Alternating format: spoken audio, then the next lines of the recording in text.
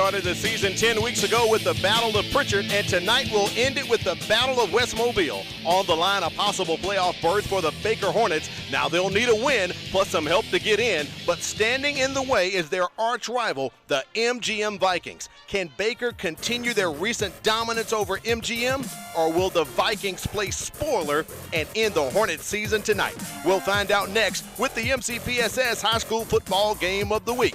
Good evening and thanks for joining us. I'm Al Wheaton, joined by Corey LeBounty. Down on the sidelines, we have Kimberly Dunn. Corey, it's a must-win for Baker tonight. Without question, they're going to play with a lot of intensity. They know that they control their own destiny, so to speak, Al, because if you win, like I said, you sit back and you wait to see what's going to go on. You're going to go straight to your phone or to your person who's watching the game that Murphy's playing. So a lot of implications are at play in tonight in this Westmobile battle. Oh, yeah, you're right. We're bundled up here. We've had a blast of some cold air recently, probably one of the most chilliest Halloweens I can remember, Corey. It finally is football weather. I know the coaches and the players have been waiting for the temperatures to drop. It's definitely done so. Let's take it down to the field and check in with Kimberly Dunn for the Future One forecast.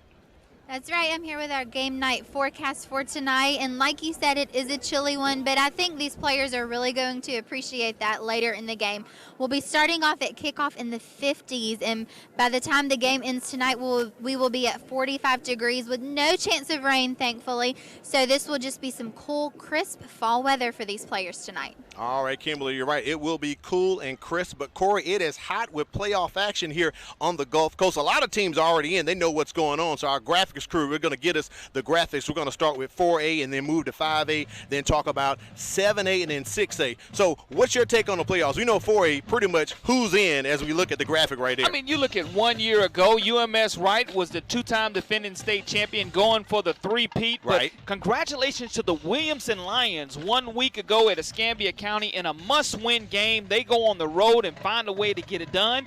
And they also piggyback off of a win off of Viger, so they're not limping into the playoffs. They're getting it full strength at the right time of year. All right, let's flip it over to 5A. Pretty simple right here. They are set. And Big, you got to tip your cap to Jack French and the Faith Academy Rams. Corey, they're undefeated this season. They're 9-0 right now. Yeah, they're finding a way to get it done. Jack French, a former teacher in the Mobile County Public Schools system, getting it done. You always have to watch out for those hungry Viger Wolves. They get into the playoffs as a 4 seed, but they're capable, even though they're young, of going on the road and beating any opponent that they play. Yeah, it's a young team. They're 4-6, but they are in the playoffs. I know that's not the record that they were probably looking at. And look at Citronelle right there, another Mobile County Public School System team in the playoffs this year. Coach Barnett's done a great job keeping those guys focused and finding a way to make postseason play consistency at Citronelle High School. All right, let's take it to 7A right now, another 9-team region. So here's the deal. We know McGill is in,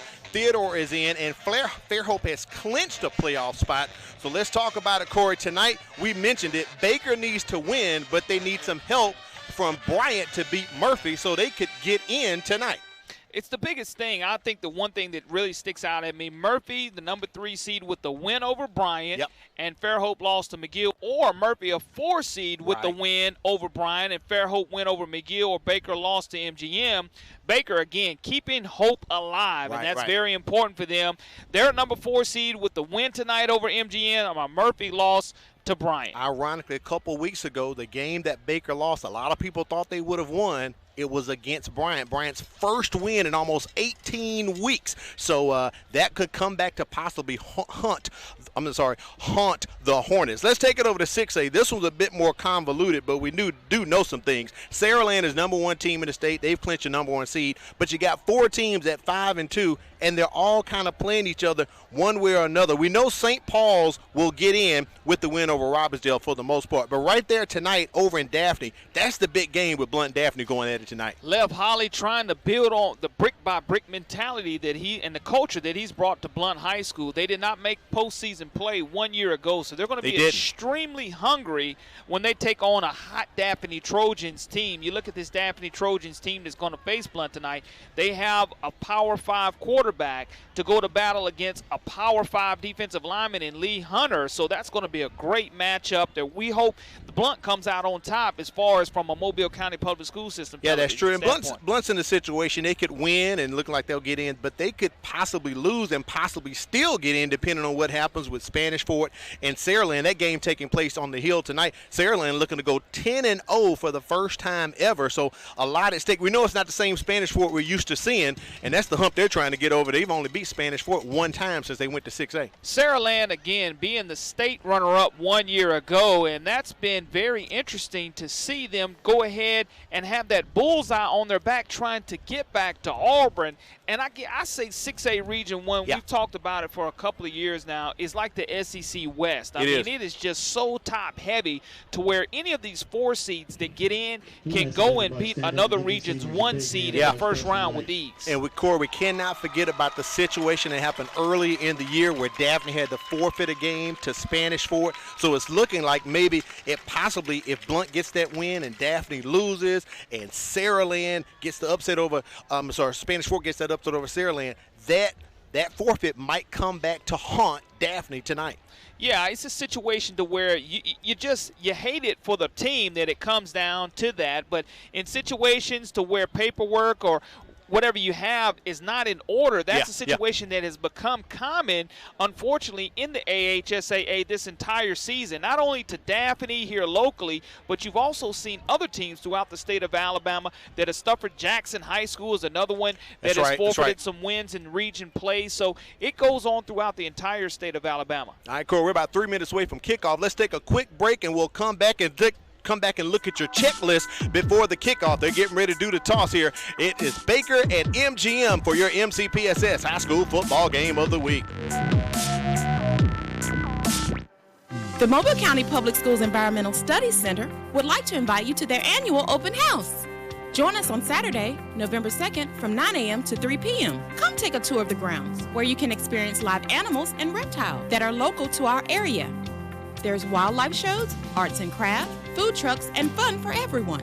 Don't forget, Saturday, November 2nd from 9 a.m. to 3 p.m. for the Environmental Studies Center Open House. Parents, will your child be 4 years of age on or before September 1st, 2020? If so, mark your calendar for this January for pre-K open enrollment. In order to enroll your child, you must complete the online pre-K registration. For a complete list of pre-K sites as well as screening information and selection dates, visit mcpss.com. For your chance to be a part of Alabama's first-class pre-K program, log on this January. In Mobile County Public Schools, we are learning today, leading tomorrow. Welcome back to the MCPSS High School Football Game of the Week. Al Wheaton, Corley Bounty, and Kimberly Dunn. Let's take a look, Corey, at the checklist we have for tonight. MGM is your home team, so we'll take a look at them as they are defending home turf tonight. They have to control the line of scrimmage. That's going to be very important for them to get some type of momentum going and to protect quarterback Ashton Hollins tonight. They have to tackle as a vicious Viking. They cannot have yards after contact and yards gained. They must wrap up and make sure they're tackling with all of their might. And they have to win the turnover battle. MGM the last couple of weeks has gone negative in the turnover game. They want to go to the plus side of that tonight to take advantage of tonight's contest. Baker, on the other hand, they need to be buzzing around the quarterback, around Ashton Hollins, the 6'3", 170-pound sophomore. They've got to go ahead and keep him rattled and not let him get comfortable inside and outside of that pocket. Special teams play by Baker. I wouldn't be surprised if we see some type of fake punt, onside kick come from Coach Steve Norman tonight. And Baker's being the young and the restless. What do I mean by that? It's a relatively young Baker High School team roster-wise. They're restless because they're waiting to see what goes down in 7A Region 1 with Murphy. Right. That's why they are young and the restless. Thank you, Corey. Appreciate that. Your checklist, you've always been on it the entire season, and you're right. It is pretty much up for grabs tonight. Baker has to get the win, but they know they are going to need some help from the Bryant Hurricanes to beat Murphy for them to get in. Baker won this game last year 28-13. It wasn't much on the line for both of these teams last year. So I know a lot was expected out of MGM as we entered the season at the top. It hasn't panned out the way Coach John McCain wanted it to be, but just doesn't. I mean, Stan McCain hasn't wanted it to be, but his kids haven't given up. This is our fourth time covering MGM this season. the Viking land is always proud, and we had them for homecoming here at E.S. Grider Memorial Field, and you can just see the fans just excited to see them play the Murphy Panthers and excited to get out here and support this Sims community. None better than having your own stadium and being right here in Sims, Alabama if you're a Viking fan. MGM won the toss. They declined to the second half, so they'll be kicking off back to receive for Baker. Ja'Shawn McMillan, DeMarquez Williams, and Jamari Hawkins, and doing that kicking for MGM. Chris Brewer, little short kick right there as Baker brings it up to about the 38-yard line as they're going to figure it out as we'll get first down to 10. Take a look at the offense right quick for the Baker Hornets, led by our quarterback Nick Summerlin. We'll be taking a look at Ja'Shawn McMillan. We didn't get to see him when they played Fairhope. He was out. He's that workhorse. He also does some Wildcat duty, and Summerlin will be getting the play calls from Justin Patterson, so they'll be trying to connect with Richards and Waters and Dixon across the line for Baker. They averaged 264 pounds, so a lot of heft up there for the offensive line for the Hornets. First and 10, ball sitting at about the 39-yard line for the Hornets.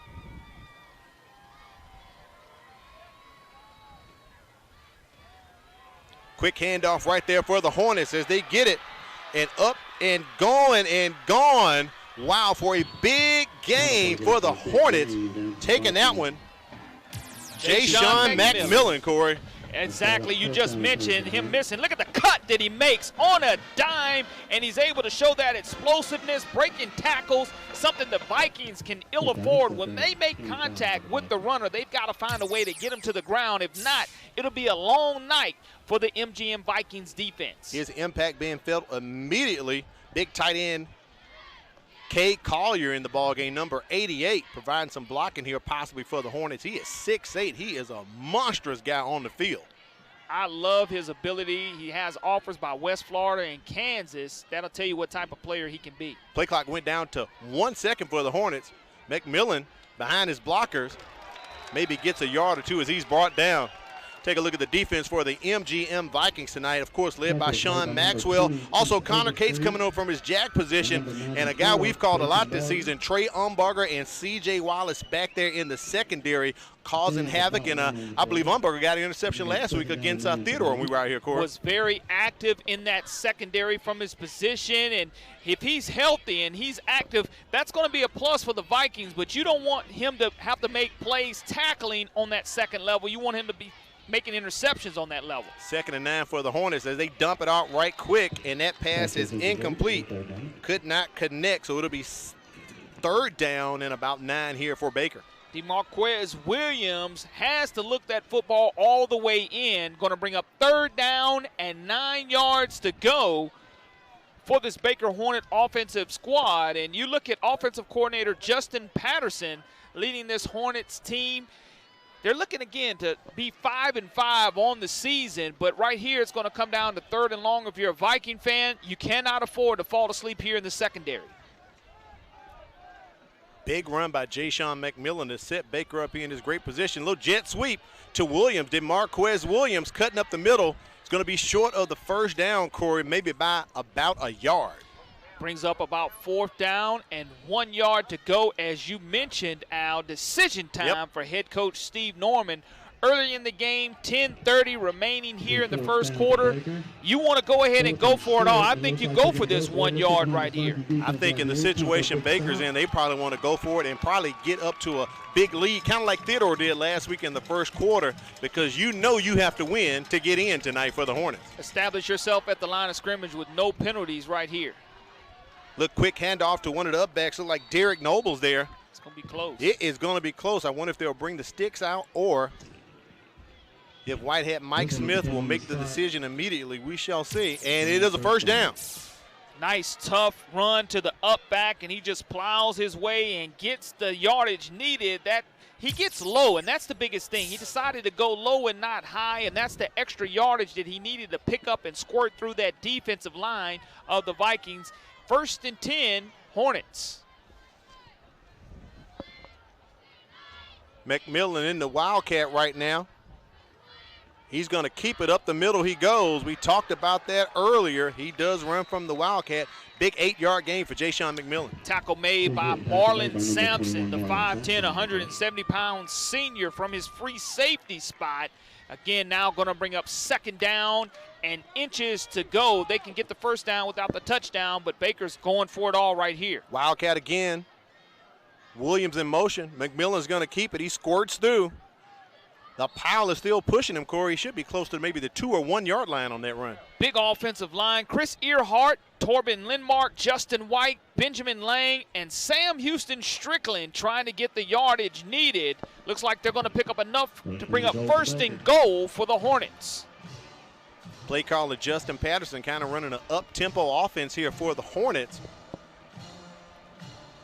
Summerlin still on the sideline, so they're going back to the Wildcat once again.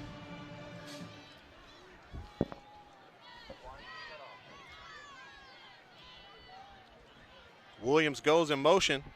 Third time in a row.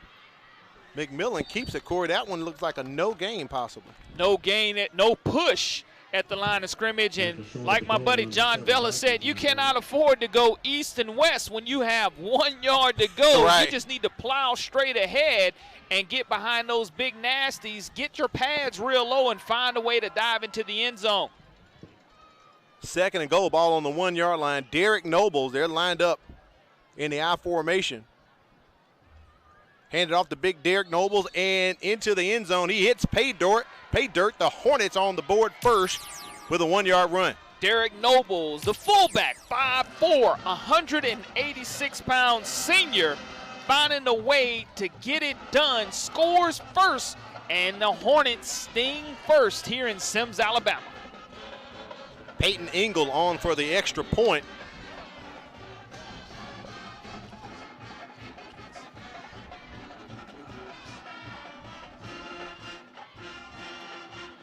Kick is up, and it is no good. Engel misses the extra point. Baker's up 6-0. We'll be back with more action. You're watching the MCPSS High School Football Game of the Week.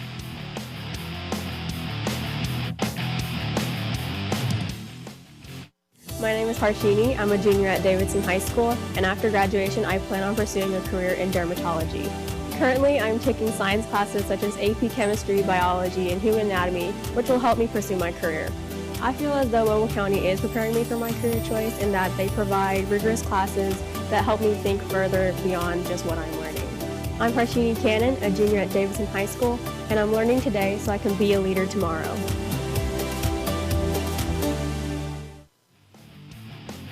We welcome you back to the MCPSS High School Football Game of the Week. Got to thank Firehouse Subs. Enjoy more subs, save more lives. A portion of subs will go to the Firehouse Subs Public Safety Foundation. Got to thank Jim and Susie Sherman at the Greenlight Road location, plus Future Ones, where you can get team apparel and equipment from baseball to wrestling and all sports in between. Wear the future with Future Ones. Baker on top early, 6-0. But there is Kel Young, Corey, across the 35-yard line up to the 40. He's been returning some nice punt returns and kick returns this season for the Vikings. Kelton Young, the 5'6", 140-pound junior, shows his explosiveness, and if he does field the ball cleanly and has an opportunity, he's going to hit that alley and those lanes very quickly. A great job of forming the wedge and giving him an opportunity to get past that first line of defense, and he turns it up. Looks like we're going to have a flag on the play, and there'll be a face mask afterwards. Warning, that's the first penalty is a warning on MGM. It's their ball, 1st and 10 from the end of the run. So a sideline warning being issued, Corey. And the coaching staff wanted that face mask call, and we're not able to get it. But you're in good field position. You get the ball at your own 40-yard line. You're asking your quarterback now, Ashton Hollins, the 6'3", 170-pound sophomore, to take over. Again, when he gets outside of the pocket, that's when he's most comfortable. Right. Lined up next to him, Jeremiah Martin getting the start tonight at running back. Hollins on the keeper. His motion was stopped, but he kept the legs going, Corey, and maybe got credit for 1 yard, so it'll be 2nd down and 9 for the Vikings. Shows a little bit of his power. I mean, at 6'3", was able to move himself forward instead of backwards, and Trey Daughtry was able to come away with the stop, the 6'2", 190-pound senior from his outside linebacker position for the Hornets.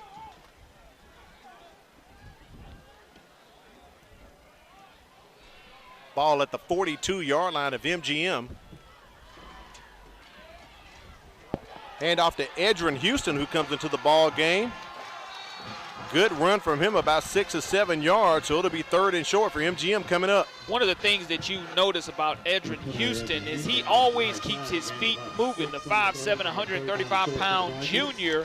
We saw him earlier in the year against Murphy really bounce to the outside and show his speed. When he's able to get past the line of scrimmage and turn his shoulders north and south, he's a very, very explosive runner once he gets past the line of scrimmage.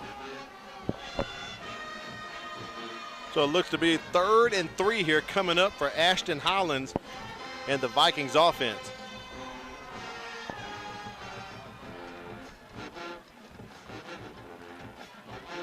Hollins fakes it on the quarterback keeper, the RPO action, gets the first down, and a fumble ball comes out. The Hornets are screaming that they have it. First down for the Vikings. And luckily the referee stopped his momentum. Yeah, but it looked like, first down. But you're right. He has to get that football tight to his body. We saw him in week number 6 carry it very loosely as he's cutting back. And it's a great job of raking and stripping the ball away by Baker defender Zion Davis. And it's almost a turnover, but the Vikings get onto the plus side of the field into Hornet territory. Very good observation, Corey. We've watched a young man carry that pigskin a little loose throughout the season. It's our 4th time covering MGM. Houston with the run up the middle. He's just a sophomore, so it's a learning process. That's why you have summer and quarterback camps. Yeah, I mean, and again, Al, this is the battle of West Mobile. These two schools are very familiar with one another, and they know each other. They grew up with one another. They take this battle personally. And again, Baker's fighting for the playoff lives. MGM just wants to continue to play spoiler and have a little momentum going into the spring. Yeah, no better way to send your rival home knowing they won't make the playoffs if you get that win tonight. 2nd down and about 6. Martin and Houston in the backfield. A little trickeration as they get that one to Edrin Houston, and the Hornets swarm and run him down for a loss. Zion Davis again being very active tonight. We're calling his name a lot. And you have to love his ability to be active. 6'2", 205-pound junior. Tavian Houghton also got in on that tackle, but he had to go off the field, Corey. A little possibly injured up, little stinger there. So it's 3rd and about 5 here, a long 5 for the Vikings. And excuse me, that's Terry Kirksey, the linebacker for the Hornets, making the play. Yeah, Kirksey moved back to linebacker from his defensive end position for this game. Coach Steve Norman made some changes, and there's a change right there. Change of possession, interception for the Baker Hornets, grabbing that ball and bringing it in for the Hornets. Jaden Jackson, our first turnover of the ball game. It's one of the things that the Vikings wanted to stay away from, just kind of eyed down his receiver and made it easy. You look at Hollins just looking at where he wanted to go with the football the entire time, wanted to get the football out to Trey Umbarger, but the Baker Hornets were not going for that as Jaden Jackson gets the first turnover of the night for the Baker Hornets. So out comes the Hornets offense again, led by Nick Summerlin. Just to his left, Ja'Shawn McMillan up by 6 right now with less than 5 minutes remaining in the first quarter.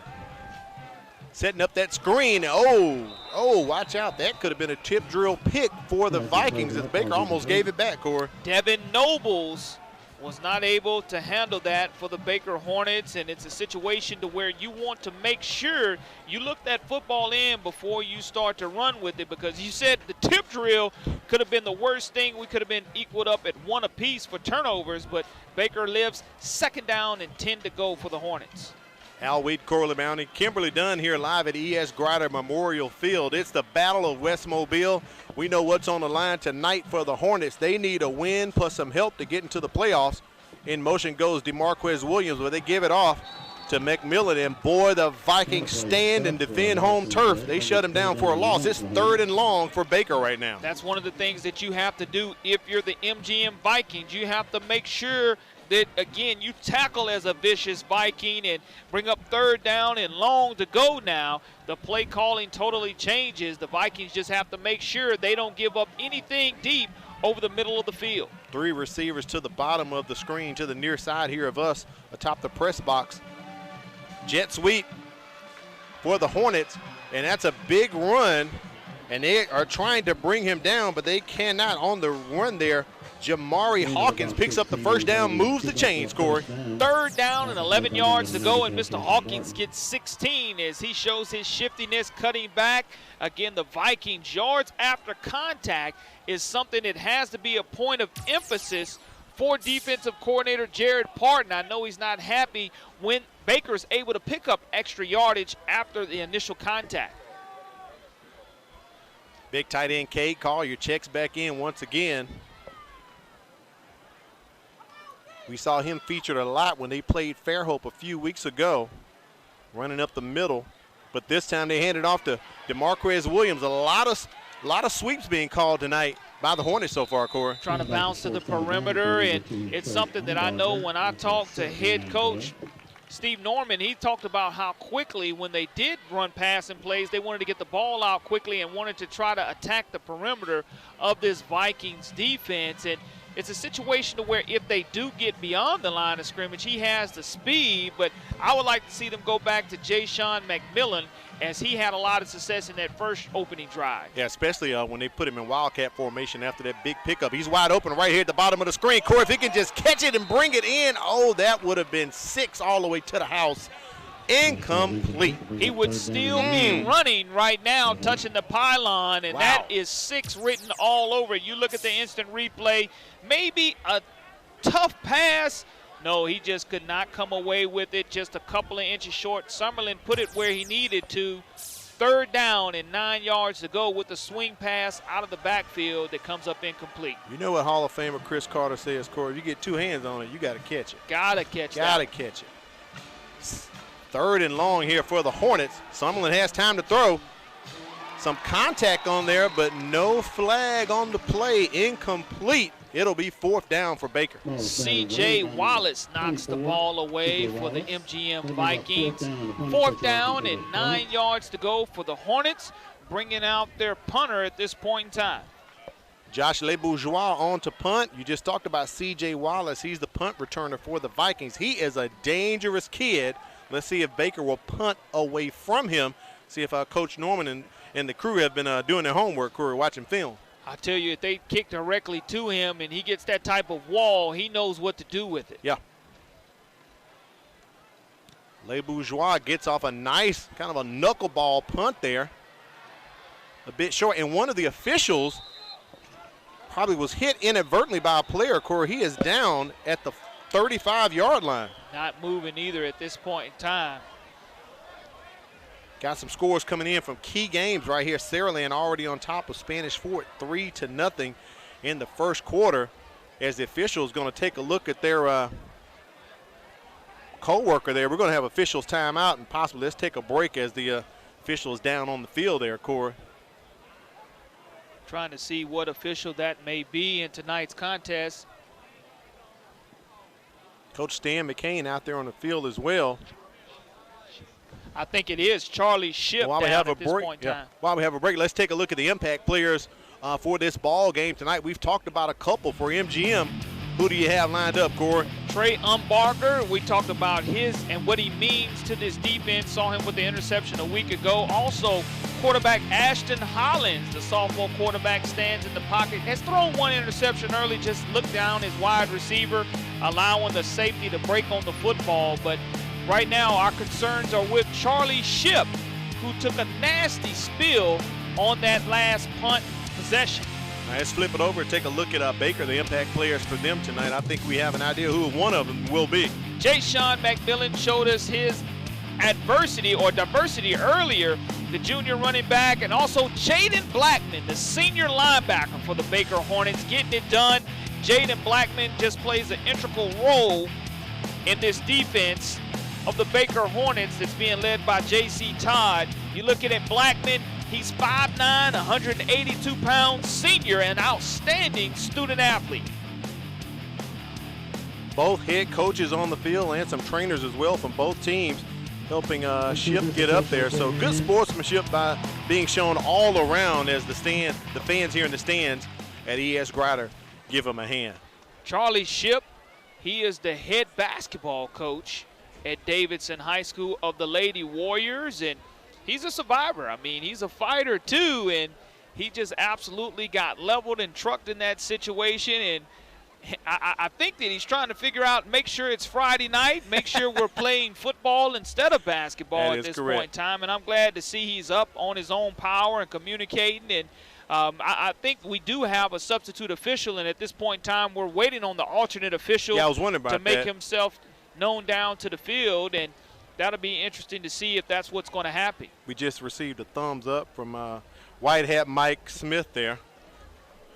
And it looks like we have a replay as they're going to help him off on the field. I think that's a good thing, get the alternate official. That's why you have him, Corey. Yeah, I mean, it's a situation to where, again, Charlie Ship's an absolute fighter, and, you know, he's a cancer survivor, and, you know, just a great guy to be around.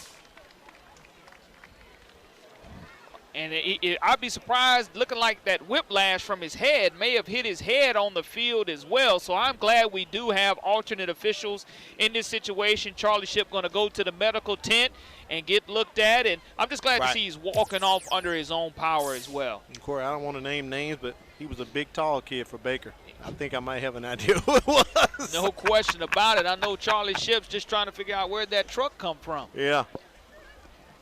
So it will be MGM's ball when we get things settled here. 3:37 remaining in the first quarter. Baker on top 6-0 over MGM. A critical ball game for them. They must win this game to have a chance to get into the playoffs, but still they need some help. They will need Bryant to beat Murphy, because by doing that, Baker would then get in. Baker beat Murphy a couple weeks ago. They have the tiebreaker, so they need some help tonight. They got to get the win first, though, Corey. Huge win a couple of weeks ago by this Baker Hornets team just to keep their postseason hopes alive. And since that time, they've controlled their own destiny. All right, we're going to take a quick break, and we'll be back with more action. You're watching the MCPSS High School Football Game of the Week. Join the 36th Annual Mobile International Festival as they present The Art and Science of Food on Saturday, November 23rd at the grounds. Taste exotic cuisine, enjoy entertainment, and shop for treasures. Tickets are $12, children 12 and under free, $10 for seniors, $5 for students with valid ID. For more information, call 285-5004 or visit mobileinternationalfestival.org.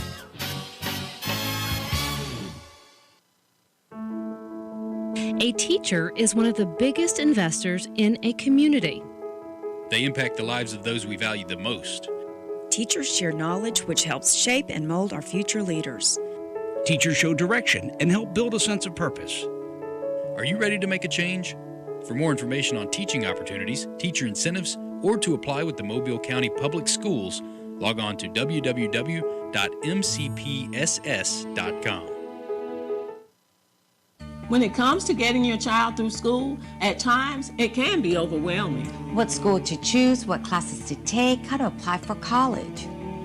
To help answer these questions and more, we would like to invite you to join us on Parent Connect as we take an in-depth look at some of the issues and concerns you may have about your child's education. So get connected with Parent Connect, weekly right here on the MCPSS TV network. Comes to high school sports, scores, players, and the latest on all sports within Mobile County Public Schools. You can get informed on MCPSS Athletics with Brad Lowell, only on the MCPSS TV network. Corey, we rejoin coverage right now. MGM, 1st and 10. Ball at their own 23-yard line. The Vikings, again, with this layoff, just need to control the line of scrimmage, but the Baker Hornets weren't having any of that on that particular play, and they're coming out with big-time dreams, trying to keep their playoff hopes alive, knowing that every play could make a difference. Austin Johnson just level right there. That's a loss of about 3 yards. It'll be 2nd and 13 for MGM. What do you do right here? You want to make sure that you don't turn the football over. That's the biggest concern for the Vikings. You want to take what the defense gives you, but want to make sure Hollins does not throw another interception. Another handoff to Austin Johnson. Picks up a couple yards. Let's take it down to the sidelines and check in with Kimberly Dunn. Hey guys, I was able to get an injury update on the ref that was just injured on the field. Unfortunately, they are thinking that he may have a concussion. They were doing a full examination on him, putting lights in front of his eyes, getting him to raise his hands, and apparently they see something that they are concerned about, but they are hoping that hopefully he's able to take a rest, and then they will re-examine him again and see that he does not have a concussion. So maybe just keep him in your thoughts and your prayers. Thank you, Kimberly. It is a contact sport, Corey, and if you're down on the field, you can get put in concussion protocol. We understand. Yeah, and that's exactly what Charlie Shipp is in at this point in time. It's hard to keep your head on a swivel because he has an area that he's responsible for looking for. Those screen being set up, get out to Trey Umbarger. The problem is blocking and a fumble, and I believe we have a turnover, Corey, this time. It is a turnover. That is a turnover on that fumble. MGM had one earlier, but they recouped it, but that is a turnover on the play. Great job of the replay being shown immediately as you look at Hollins with a nice one-legged throw. Nice grab by Umbarger. He's trying to turn it up, and it's stripped away right there. Great job of ripping the football away. The Hornets come away with their second turnover. This one deep in the Hornets territory, knocking at the red zone area. It was like Kellis Timmons came away with that ball for Baker. 2 turnovers early in the ball game here for MGM. We know that has been something that has plagued them the entire season. Little quick handoff to DeMarquez Williams on the sweep. Play caller Justin Patterson continues to call that. He's seeing something that he likes, Corey. Going back to it. Going to the perimeter of this Viking defense, trying to bounce it outside. Ja'Shawn McMillan had success between the tackles early, but now, again, no need to air the football out, just trying to control the line of scrimmage, getting positive yardage on first down, bringing up 2nd and 3 for the Hornets. Wildcat in right now for the Hornets. Flag on the play. It looks like encroachment, offsides against MGM. Let's get the call. Encroachment, defense. It's a 5-yard penalty that results in a first down. That's a free 5 for the Hornets as they are in the red zone, but now they've gone into the scoring zone. It'll be 1st and goal for Baker. I think we may have a score update. One of the key games we're looking at, Murphy on top of Bryant, 7-0 in the first quarter. And we're in the Wildcat right here, ball at the 10-yard line. 8-yard line.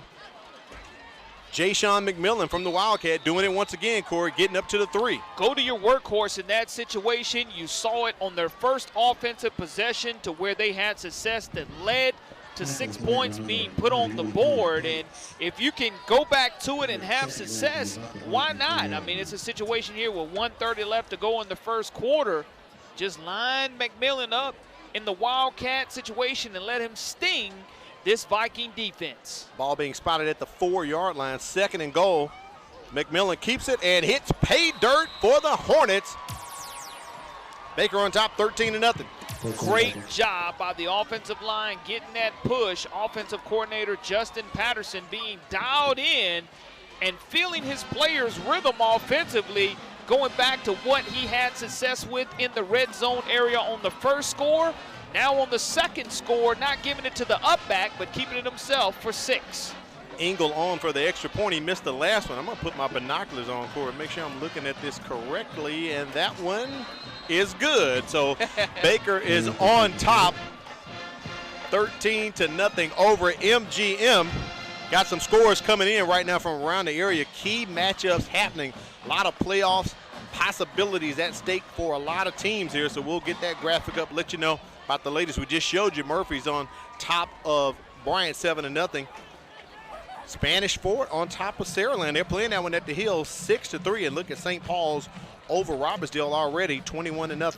absolutely no problem for the St. Paul Saints over the Robertsdale Golden Bears. Yep. And Spanish Fort and Saraland. I mean, you're looking at Saraland trying to become undefeated for the regular season, but Blount does have an 8-0 lead over the Daphne Trojans so far. Yeah, our executive producer Quentin Howard telling us in the ear. And speaking of Quentin Howard and the rest of the crew, throughout the night we'll be talking about the great folks who helped put this broadcast on, the camera crew and graphics crew. So we'll be spotlighting them later on during the ball game, because Corey, clearly we cannot do it by ourselves. No question about it. Wouldn't be able to do it without them. A great job. Onside Yep. kick, and I knew it was coming. The ball still loose, and it looks like the Vikings Yep.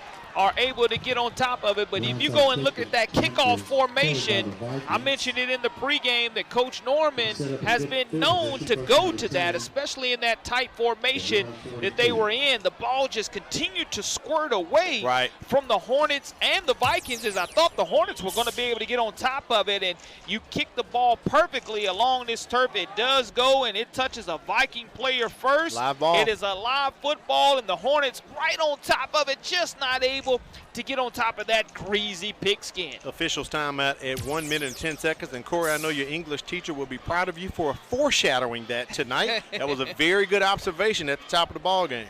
MGM Viking coaching staff dialed into their huddle box Yep. on the sidelines, trying to make sure they're able to see and go ahead and make the adjustments that they need to make defensively.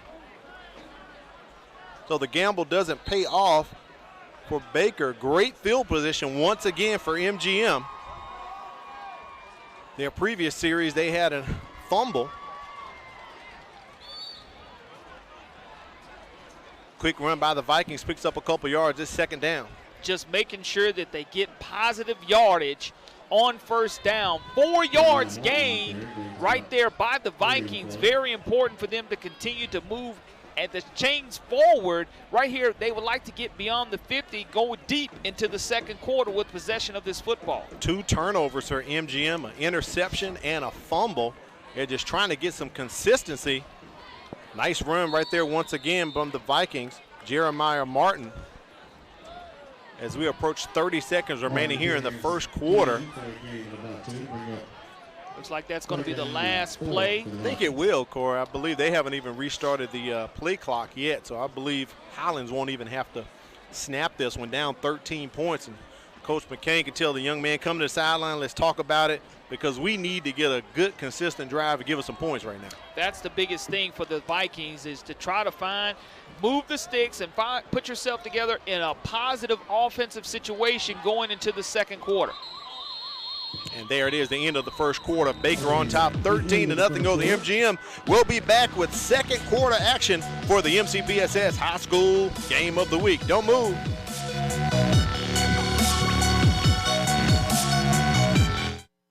The Mobile County Public Schools Environmental Studies Center would like to invite you to their annual open house. Join us on Saturday, November 2nd from 9 a.m. to 3 p.m. Come take a tour of the grounds, where you can experience live animals and reptiles that are local to our area. There's wildlife shows, arts and crafts, food trucks, and fun for everyone. Don't forget, Saturday, November 2nd from 9 a.m. to 3 p.m. for the Environmental Studies Center open house. At Mobile County Public Schools, we believe it starts with us. That's why we offer Signature Academies. Hello, I'm Jordan Clark, and I'm in the Health Service Academy at John L. LaFleur Magnet High School. My future career is to be an obstetrician gynecologist. With this academy, I'm learning firsthand from people already working in the industry.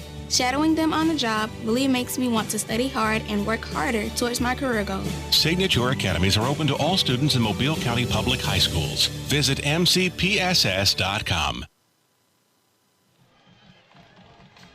It is time to check your school day calendar. Coming up November 11th, it is Veterans Day, so all MCPSS offices and schools will be closed. Make sure you make a note, November 11th, no school, no work. That pass is incomplete. I do not believe it's a lateral core. Yeah, incomplete pass from Holland. Fifth play of the drive for the MGM Vikings. 11:54 remaining here in the second quarter, trailing 13-0. That brings up fourth down and probably about 4.5 yards to go. With where the ball is being spotted at the Viking 48-yard line, you definitely want to make sure that you go ahead and you get a nice punt right here to be able to flip the field. Chris Brewer on to punt, and to receive Isaiah Dixon lining up at his 20-yard line. MGM received some great field position after the onside kick from Baker, but could not capitalize. So they've had the ball 3 times in the first quarter with no points. Nice punt from Brewer. Dixon thought he was going to fair catch it. He picks it up on the run. It's live. And he is tagged at about the 23-yard line, but 2 flags come in, Corey. Yeah, you're going to have an obvious penalty called that, like you said, multiple flags on the play, but we'll see what the officials and how they go ahead and decide to mark this one off. One came from one of the side officials here near us at the press box, and one from one of the officials in the middle of the field. There's a look at who's doing the handling of the duties tonight, led by Mike Smith as he comes with the call. During the return, we have holding on the receivers. That penalty is declined. We have a block in the back on the receivers. That's a 10-yard penalty from the spot of foul. In this case, it'll be half the distance. It'll be Baker's ball, 1st and 10 at that point. So that one is really going to sting the Hornets right there, Corey. Half the distance. That's going to push them probably inside of the 10-yard line, ball being spotted at the 8. You really were able to flip the field in this situation, but if you're the MGM Vikings, you want to continue to pin them deep. As we look at the replay, maybe we can possibly see the block in the back, and we do see the block in the back as the flag comes immediately right there at the point of the penalty of the infraction. And now it's a situation now. The Vikings must hold on, trailing 13-0, keeping the Hornets pinned deep. You're able to flip the field with the punt plus the penalty yardage, and you want to try to stay on this side of the field, the plus side of the 50-yard line. And half the distance to the goal. Here's our statistician, Chandler Powell, pulling out the abacus there, Corey. That's definitely going to put them in a hole. 1st and 10, ball at about the 8-yard line. Man in motion as they do a little counter action on the run. Ja'Sean McMillan picks up a couple. It'll be 2nd down and about 5 for Baker.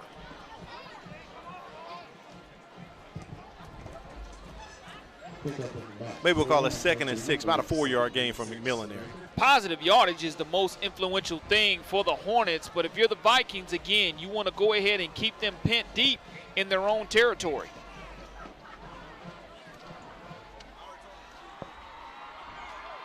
Handoff once again to McMillan. Gets near the numbers, between the hash and the numbers. Close to the 1st down mark. I believe he possibly may have it.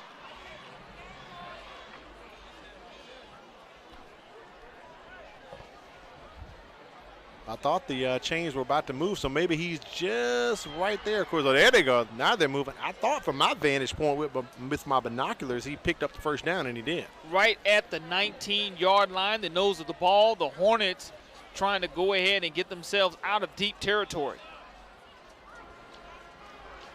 Giving the ball back to the workhorse, Ja'Sean McMillan. Picks up about 2 yards on the carry. 2nd down for Baker. One of the things, though, trailing 13-0, creating some type of turnover, whether it is a forced fumble or an interception, finding a way now. You're -2 in the plus-minus turnover situation. You got to find a way here to stop the Baker Hornets if you're the Vikings. 2nd down and about 7. Little quick out to Leo Richards. And they are going to connect with Ja'Sean McMillan, but it is interrupted, I believe, by Tom McMillan, yeah. And he stays home in his secondary situation and saves a touchdown. I mean, that was look at it. Tom McMillan, the 6-foot, 165-pound senior, on the replay. It was a lateral. Yep. The throw could be made, and from his cornerback position, he does a good job of closing in on the ball and knocking it away. Ball hung up a bit there from Richards, but McMillan was wide open. But great play by Ty McMillan to break that up. No surprise, Baker going for a little kill shot here. Up 13 points, 3rd and 7. Summerlin rolling out. McMillan is wide open at the top. He connects with him as he crosses the midfield stripe, and it's a race against Trey Umbarger. who pulls him out of bounds at about the 20-yard line. Johnny on the spot. Trey Umbarger saves the touchdown for MGM. Great sportsmanship shown after the play, but we saw that throw earlier, missed. And this time he comes out of the backfield and he puts it on the money. Does your quarterback for the Baker offense. Great job by Nick Summerlin hooking up with his running back, Ja'Shawn McMillan. Positive yardage. Now the Hornets have definitely flipped the field back on the MGM Vikings. Inside the red zone, ball at the 19-yard line. Looking over to the sideline, Justin Patterson for the play call. Play clocks are at 0. Looks like it may be kept on the field now by the officials because our alternate official, who was the 40-second clock operator, is now a game official. Good observation there, Corey. You're right. It has not run. Wildcat once again. And this one may pay off for Baker. DeMarquez Williams close to another first down, and I believe he picks it up. It may be 1st and goal for the Hornets. The Hornets knocking on the door, Al, but when you have them pent deep off of the penalty and the punt, you could not keep them in their own side of the field. Now the Hornets have an opportunity at 1st and goal at about the 7-yard line. Yeah, it's the 7-yard line, and I believe Coach Steve Norman wants to discuss it. He has called a timeout at 9:20 remaining here in the second quarter. Take a look at some of the key region games. Blunt is on top 8-0 over Daphne. Saraland has come back and picked up a touchdown, 10-6 over Spanish Fort, and St. Paul's all over Robertsdale, 27-6. Let's recap the core. We pretty much know St. Paul's gets this victory, they're going to be in. But the key game right there is Daphne and Blunt tonight over at Trojan Stadium. Trent Battle, the tremendous quarterback for the Trojans. Again, a Power 5 candidate. Lev Holly and his stingy defense, led by Lee Hunter, so far have held the Trojans to 0 points. Baker comes into the ball game tonight averaging 21 points a game on offense, and they're trying to punch this one into the end zone to hit their average, and so far their offense has been clicking on all cylinders tonight, being led by workhorse Ja'Shawn McMillan from his running back position. He's been even doing some wildcat action, Corey. Want to see how they're able to capitalize right here at 1st to go on the 7-yard line. They relied on the push earlier and laid a quarterback wildcat situation in the red zone area. Now it looks like McMillan is going to come back exactly to where his familiar position is in the red zone area at wildcat. It's wildcat again.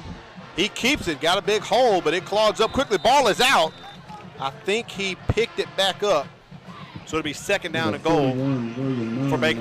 Good stop by the Vikings, and that's going to be Sean Maxwell, the 6'1", 180-pound junior from his linebacker position, making the stop. 2nd down and goal to go for the Hornets. No gain on the play. Ball still at the 7-yard line. Ja'Shawn McMillan's jersey number is number 7, and he keeps it, but he's going to toss it to Cade Collier. There's the Tebow jump pass, Corey, complete for 7 yards, and Baker's on top 20-0. Great job of utilizing your 6'6" tight end to where Ja'Shawn McMillan was not going to miss him. The flow of the defense was looking to Ja'Shawn McMillan. Slipping from the line of scrimmage was the huge tight end. He wasn't going to drop that. 6 more points on the board for the Baker Hornets. Engel on for the extra point. Boots this one up, and it is good. So Baker now on top 20-0 over MGM. That is McMillan's 2nd touchdown. He ran one in, and he has just thrown one. And let's throw it down to the field and check in with Kimberly Dunn. I think so far we've seen a lot of explosive plays from both of these teams, putting forth their best effort to get on the board and to make scores. But so far, Baker has had that edge. They have come prepared to make known that they want their chance to be in the playoffs, and so they are going to do everything that they can to fight to make that happen. That's right, Kimberly. We know they have to win to get in tonight, Corey, but they got to get some help.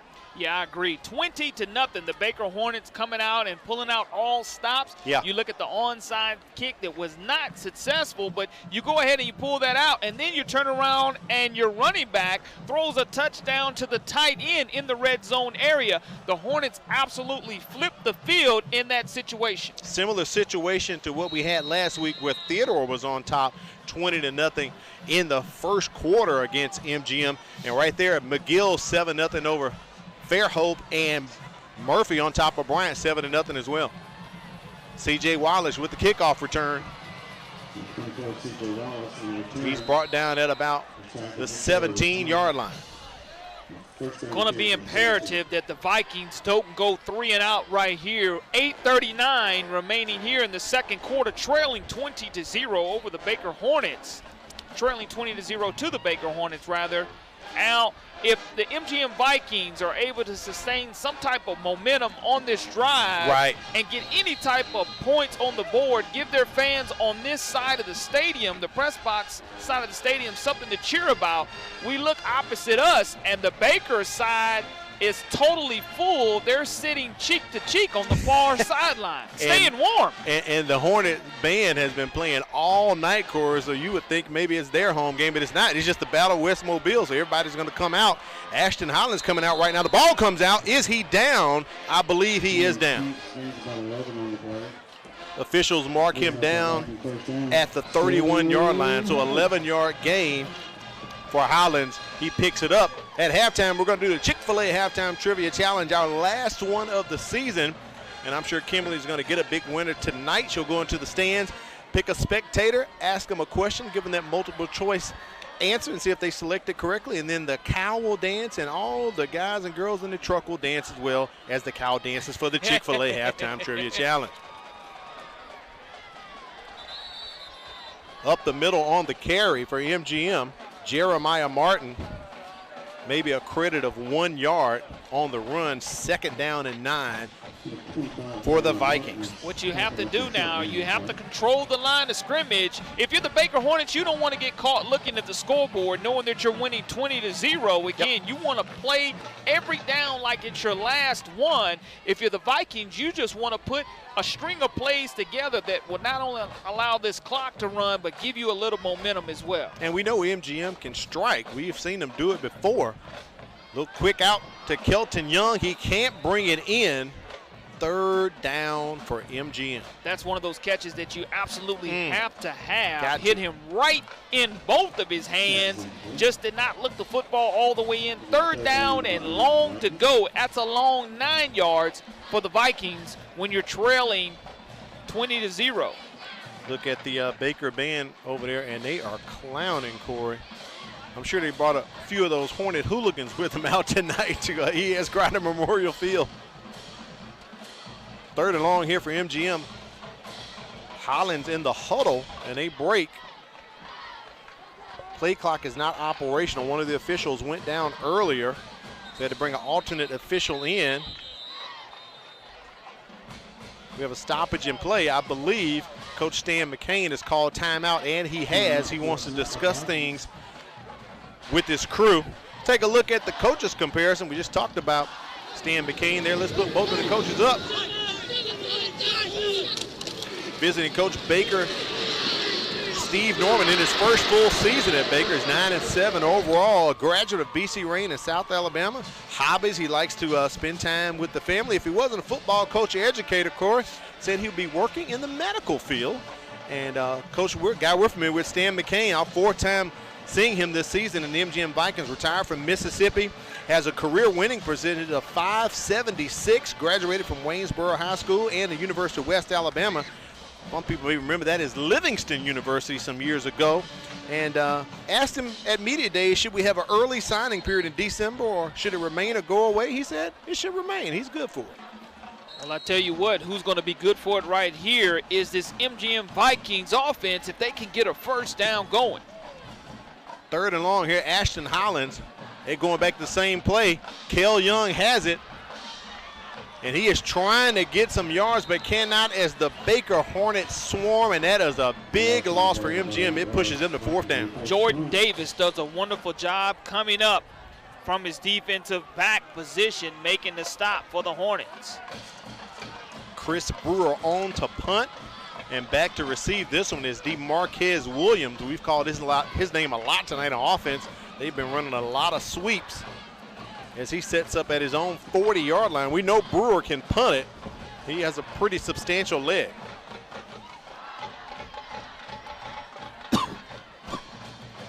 Almost blocked. This one kind of goes up and comes right back down. Not very much distance on it, Corey.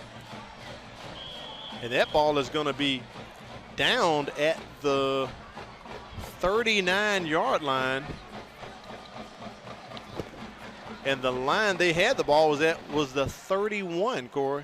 That's a tough situation to where when you look at where the ball is marked, the 39-yard line of the Vikings, the Hornets take over with another opportunity with 6:36 remaining here in the second quarter to strike again. They definitely smell blood in the water in this game. I'll say this, it could have been some wind there. It is coming out of the north a bit. Murphy picks up another score on top, 14-0 over Bryant. The Hornets are pulling for the Hurricanes to beat Murphy tonight. If they get a win and Murphy loses, they'll be in the playoffs. But if Murphy wins, that is it for Baker. Win or lose, they'll be out. Positive yardage on first down for the Hornets. Jayshon McMillan goes back to his running back position behind his quarterback, Nick Summerlin.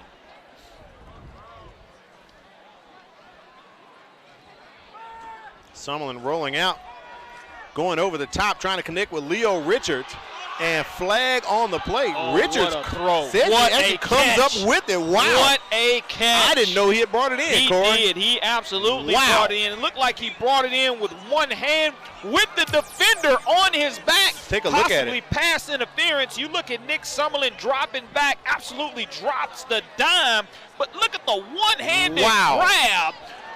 Outstanding catch, and it's going to be, I don't see the offensive pass interference. I want to see it again, Al. Oh, my goodness. That is coming back, Corey. I think that's tough. I mean, here's the call here from Mike Smith. It is going to be offensive pass interference. During the pass, we had pass interference against the offense. That's a 15-yard penalty from the previous spot.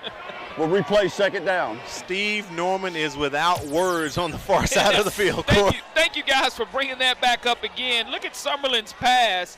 You look at the wide receiver on the play right before our cameras zoom into it. They show the catch with one hand, but not before he gets pushed off. I believe the previous replay from the other angle may have shown possibly to push off. Right. But I thought the pass was incomplete, but Richards comes up with the ball like, I got the fish right here in my hand. What a catch. No matter how you look at it, that's one for the highlight reel. They hand it off to DeMarquez Williams on the sweep. This play has been working all night for Baker. I'm surprised the MGM hasn't figured that one out.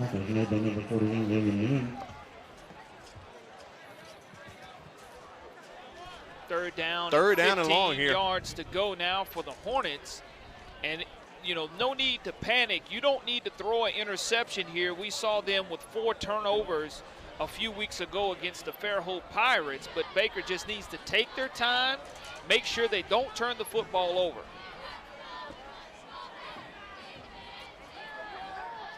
Cade Collier releases up the middle. They're trying to go to him, and that's an interception.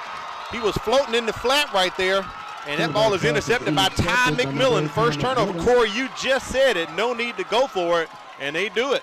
You don't have to force that football in that situation. If it's not there, go ahead and eat it, throw the ball out of bounds or scramble out of the pocket. Worst case scenario, take the sack. But you don't want to turn the ball over and give the Vikings any type of momentum. Now the Vikings have to capitalize off of that momentum. We do a good job of bringing up the replay. Summerlin rolls to his right, throws back across his body. A nice tight spiral. Tried to hit his tight end, Cade Collier, but did not throw the football far enough. Hand off to Edgerrin Houston, and boy, he hits a wall of Hornets, and he's pushed back for maybe about a 1-yard gain, and a late flag comes in. That's going to be on Devin Nobles, I do believe. Getting a little chippy down there on the field, Corey.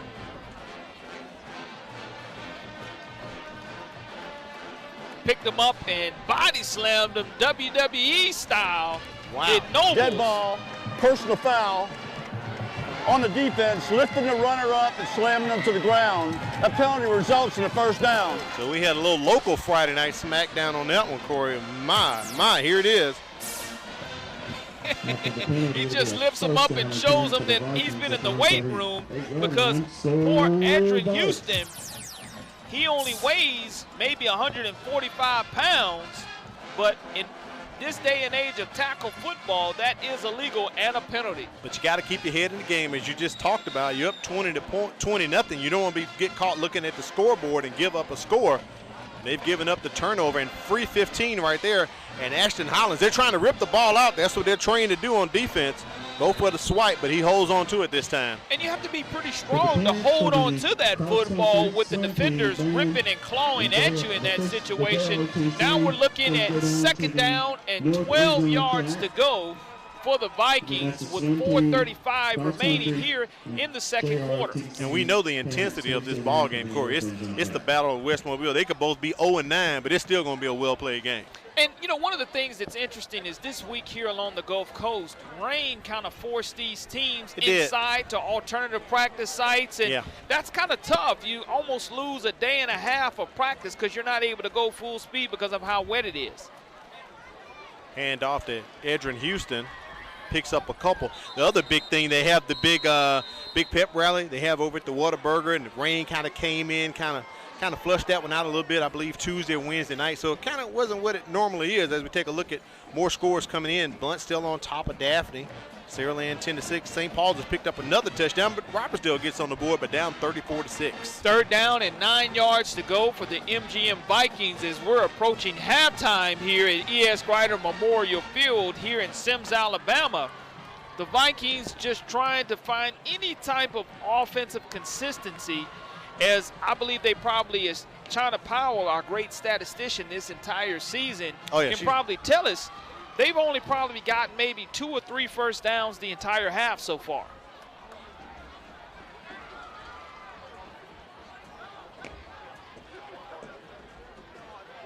Houston goes in motion to the far side of the field. We have a stoppage, and I believe a timeout has been Offsides. called. Well, I didn't see the flag. Oh, there it is at the top. Offsides by him. I'm sorry, Baker there. Wait a second. Dead ball. Encroachment. Defense. Still 3rd down. What? So it'll be a free 5 for MGM there. Coming up at halftime, the Chick-fil-A Halftime Trivia Challenge is just around the corner. Going to try to get our last winner of the season. And we'll all watch the cow dance one final time when Kimberly Dunn gets that winner inside the stands for the Chick-fil-A Halftime Trivia Challenge. China Powell, our great statistician, lets me know that there's only 1 first down that has been gotten so far by the Vikings here in the first half. 3rd down and about 5 here. Ball sitting at the 44-yard line of MGM. 3:04 remaining in the first half. Adrian Houston once again runs in motion to the top of the screen. Empty set. Hollins has to run it. It's all on him right now, and he does not have the blockers, Corey. That's no gain, and once again, 4th down for MGM. What it will do, though, it will give the Baker Hornets an opportunity with the clock running at 2:40 here in the second quarter to kind of redeem themselves offensively off of that last turnover, trying to punch and put 6 more on the board before we go to halftime. I believe Baker has 2 timeouts remaining. Steve Norman called one before they picked up their last touchdown to kind of set things up, so they can manage the clock how they like to. DeMarquez Williams sets up at his own 21-yard line. See if Brewer can get a good one off here, much better than the last punt. Fair catch called by Williams at about the 27, 28-yard line. So 2:09 remaining here in the first half. Corey, if you're Coach Norman, what are you doing? You want to go for the kill shot? You want to get some points in this situation right now? I think that if you go ahead and you run the football, that's the safe thing to do. Taking care of the football, go ahead and run this clock into halftime, knowing that you're chewing up clock, you're taking care of and valuing the pigskin. If you bust a big one past the line of scrimmage, we know the speed that Jay Sean McMillan possesses. Williams in motion. They give it off to McMillan. He's got a big hole right through the A-gap. And that's enough for the first down. The clock will stop momentarily for the change to reset. Big run by Ja'Sean McMillan. That's exactly what I would do. I would continue to feed the horse and try to get him over 100 rushing yards for the half, as he had an extremely great first possession of the game for the Baker Hornets. A couple of long runs and a couple of long pass catches by McMillan, but I would continue to feed him in this situation. That Baker offensive line averages 264 pounds across the front. Williams on the sweep. If he can get past that defender, but not Trey Umbarger, is that a face mask? We saw him go down oddly there, but no flags. It'll be second down. He does stay in bound. The clock continues to run on the play. 1:25 remaining now for the Hornets. And again, you just want to keep this ball in the play. You don't want to run out of bounds unless you're having a long reception from a pass play that is called. Second and about 7. Same play as the first down. They give this one back to McMillan. Sean Maxwell and the crew, they're on top of that one. So we're almost under 1 minute here. Third down and about 6 yards to go for Baker. Try to pick up a first down. I think that's a safe play call by offensive coordinator Justin Patterson. And third down, we're going to have the timeout. I think we had a timeout by Coach Norman here as he takes his second timeout. As we get a look at a buzz there from Baker. Mascot on the sidelines. Sean Smith and David Armstrong, the boys basketball coach, on the sidelines as well, on the far sidelines. Saw him before the ball game. Chick-fil-A Halftime Trivia Challenge is just around the corner. Kimberly Dunn will go into the stands and get a spectator, ask them a question. Hopefully they'll get it right on the first try, Corey, with multiple choice. Last week at MGM, we had a multiple choice Game of the Week brain buster for you. And Chick-fil-A Halftime Trivia Challenge coming up.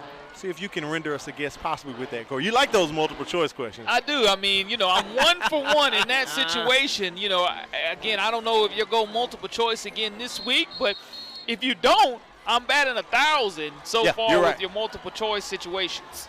I tried to set you up and put the answer somewhere out there. Okay, that'd be the sucker answer. And literally, I know you said, well, I'm going to go with C for Corey. And doggone it, that was the answer. Corey does it again. Third down and 5 here for Baker. As you talked about earlier, Corey, before they had that interception, no need to do anything harsh or miss themselves or shoot themselves in the foot here. Summerlin is going to be brought down. Just take the sack, young man. Hold on to the ball. And that'll take Baker to 4th down. He could not connect with his receivers. We'll just call that one a coverage sack right there, basically. Cedric Davis, the 5'10", 175-pound senior, with the stop on the play for the Vikings. Looks like the Hornets will have to punt this football away. The 40-second clock, or the play clock, is being kept on the field because our alternate official did have to come from the press box area and become a game official. Right.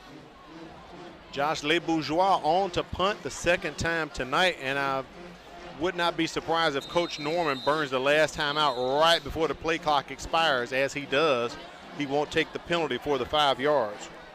20-0, our score here in Sims, Alabama, in the first half of action in this 7A Region 1 matchup, the Battle of West Mobile. Big ball game, playoff possibilities at stake for Baker tonight. We've talked about them having to win this ball game and then get some help from Bryant.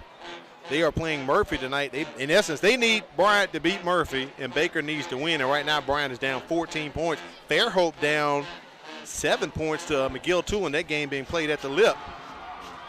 McGill-Tulane, the only undefeated team, 7A team in the state of Alabama, Corey, remaining. That's pretty impressive statistic when you look at it, because the number 23 team in the country, the Thompson Warriors, did fall 1 week ago and were upset and dethroned. Take a look at the 6A scores right quick. St. Paul still on top of Robertsdale, as you can see. Pretty much if they get a win there, they're going to be in. But the critical ball game is Blount and Daphne in the second quarter. Blount still up 8-0. And Spanish Fort still has hope alive as well. If they can pull that upset over Saraland, that's going to put them in a good spot. Fake Le Bourgeois throws it, but overthrows Leo Richards.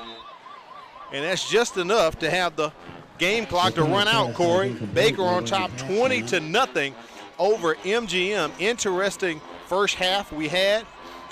Two turnovers from MGM and a late turnover in the second quarter by Baker that gave MGM a shot, but they couldn't capitalize. Yeah, but not before the damage was done. Now you look at the Baker Hornets leading 20-0, pulling out all the stops. We've seen the onside kickoff that was unsuccessful. We see them with the fake punt right there, going for the gusto right before the end of the half. Steve Norman has to tell his guys just to stay focused in the second half. Can't control anything but your own momentum going into the second half. We could also see workhorse for Baker, Ja'Shawn McMillan, putting in an early possible candidacy for the Career Tech Education Player of the Game because he's thrown for a touchdown and run for a touchdown tonight. Been very versatile for the Baker Hornets. We missed him a couple of weeks ago as he was injured on our broadcast against the Fairhope Pirates, but we can see what a difference this young man makes for this Baker Hornet offense. Man, you can really see what happened that night because Fairhope just ran that ball up and down against Baker, but tonight you can see how McMillan, when he comes to the offense playing wildcat, playing running back, he is doing a lot, almost like a Swiss Army knife for Coach Steve Norman. Very important for the Baker Hornets, again, not to get caught looking at the scoreboard, to go ahead and play this game like it's 0-0.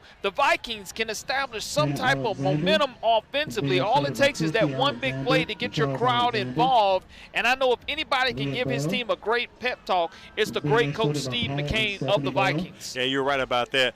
Matter of fact, we're going to try to take it down to the field, but we can't get in contact with Kimberly Dunn, so we'll go to the break and come back with halftime action. You're watching the MCPSS High School Football Game of the Week.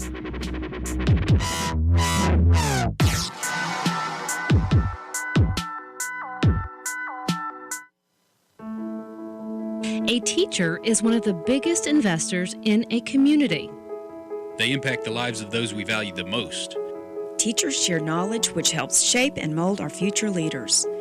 Teachers show direction and help build a sense of purpose. Are you ready to make a change? For more information on teaching opportunities, teacher incentives, or to apply with the Mobile County Public Schools, log on to www.mcpss.com.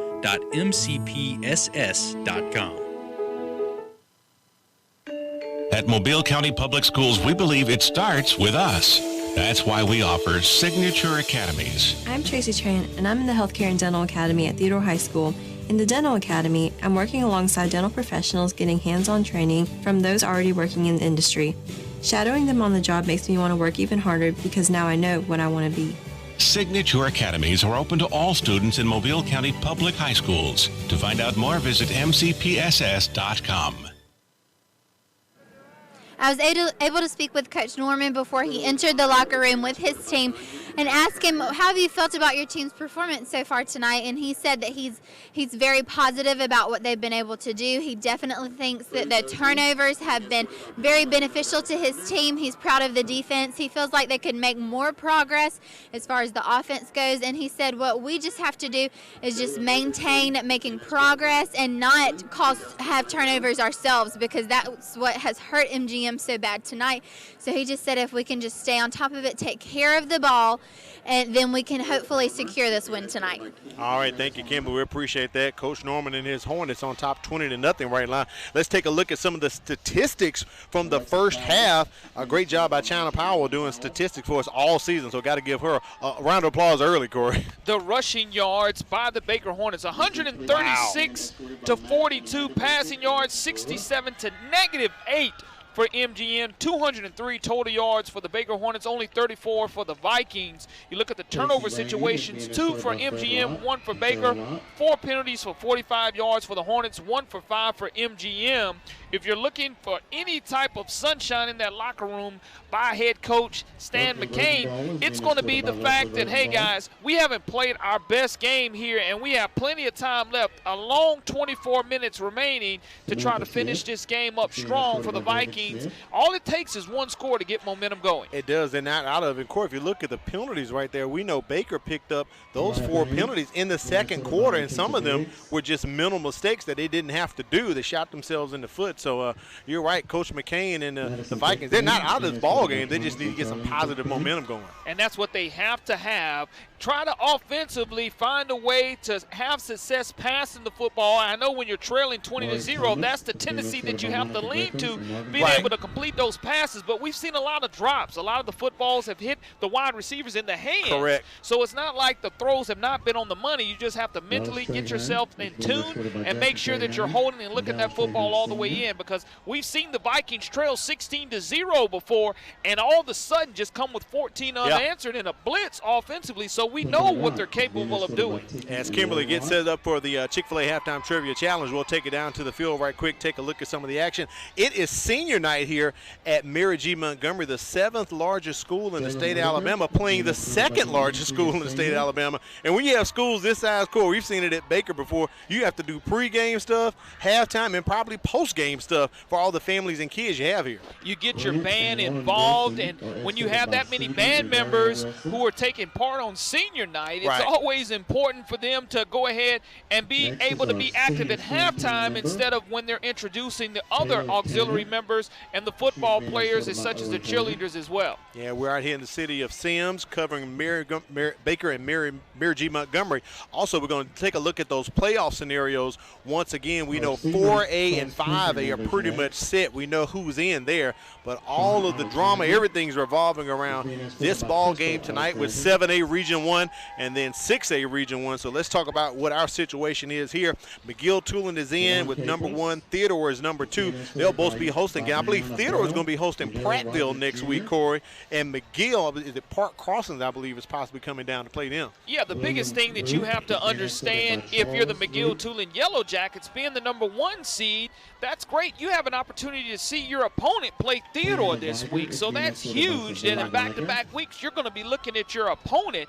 But if you're, again, our MCPSS schools such as Theodore, who 1 year ago was the number 1 overall seed in 7A Region 1, you have to find a way to come away with that first-round playoff victory because, again, so far, McGill-Tulane is the only team that's been able to secure that. Again, Murphy is just trying to control their own destiny, leading 14-0 right now over Bryan, and McGill-Tulane leading Fairhope as well. And we know with Murphy, if they win, they are in, and if they win, they are pretty much going to be the number 3 seed because they beat Fairhope earlier in the season, so they have the tiebreaker over Fairhope. But we know if Murphy loses and Baker wins tonight, Baker's going to get in because a couple weeks ago, Baker beat Murphy at home. So, but first and foremost, Baker has to win tonight. They're on top 20-0, and right now in command. So that's what's going on with 7A Region 1. Take it over to 6A. We know a lot happening right here. Saraland is in. They're the number 1 team in the 6A Region 1 in the region and in the state. But Blunt and Daphne right now, Blunt on top 8-0 the last time we checked in it. And it's looking like whoever wins that game, Corey, will get in, but also St. Paul's will get in with a win over Robertsdale, and they're under commanding control. We saw earlier 35-6 over Robertsdale. But if St. Paul's wins and Spanish Fort loses, you're looking like the Blunt-Daphne winner will get that other position, and then it'll come down between Daphne and Spanish Fort. And you can't forget about the forfeit that Daphne had to give up to Spanish Fort early in the season for playing an ineligible player. Blunt up now 15-0 in the second quarter over the Daphne Trojans. Saraland leading Spanish Fort 10-6 at halftime. Also some other scores. The Theodore Bobcats leading Enterprise 21-0. McGill-Tulane up 10-7 over Fairhope. Just some other scores that are going on from around this area. All right, Corey, appreciate those updates. We're going to take a quick break right quick, then come back with the Chick-fil-A Halftime Trivia Challenge. We'll take it down into the stands and let Kimberly Dunn get our last winner of the season. You're watching the MCPSS High School Football Game of the Week. The Mobile County Public Schools Environmental Studies Center would like to invite you to their annual open house. Join us on Saturday, November 2nd from 9 a.m. to 3 p.m. Come take a tour of the grounds where you can experience live animals and reptiles that are local to our area. There's wildlife shows, arts and crafts, food trucks, and fun for everyone. Don't forget, Saturday, November 2nd from 9 a.m. to 3 p.m. for the Environmental Studies Center open house.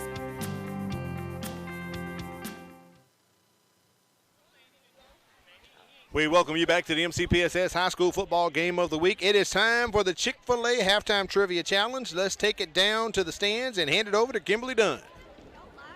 We are here with our Chick-fil-A Halftime Trivia Challenge, and it's our last one of this season. And Abria Turner is going to give our awesome trivia question a shot. And you're a 9th grader here at MGM? Yes, ma'am. So what do you think about the last game of the season? Has it been a good season? Yeah, it's been a good season. Pretty good, nice, I would say. Okay, are you ready for our question?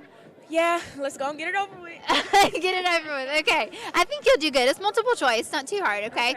This tree is a native to the southeastern United States, okay? So it's found along the coastal plains from East Texas to Maryland, and it's also the state tree of Alabama, okay? So is it the southern pecan tree, the longleaf pine tree, the peach tree, or the weeping willow tree? Longleaf pine tree? Yes! Oh, you got it on the first try. Good job. All right, you win our awesome Chick-fil-A prize pack. There's some really cool goodies in here, as long as some stuff for the Mobile County Public School System. And the best part to me is those Chick-fil-A gift cards. So hopefully you'll find a friend to go with you to Chick-fil-A. Oh, thank you so much. Thank you so much. Thank you, Kimberly. We appreciate that. The Chick-fil-A Halftime Trivia Challenge, she got it on the first try, so we appreciate that. And also thanks to Chick-fil-A for sponsoring the Chick-fil-A Halftime Trivia Challenge all season long. So, are you ready for a career change or looking to make a change in a young person's life? Well, Mobile County Public Schools is looking for you. There are currently several openings for teachers to fill classroom vacancies, and there are multiple pathways, making it easier than ever to become a teacher. Whether you have a calling or desire to teach, there is room for you within Mobile County Public Schools. We now introduce you to some teachers who would like to share their story.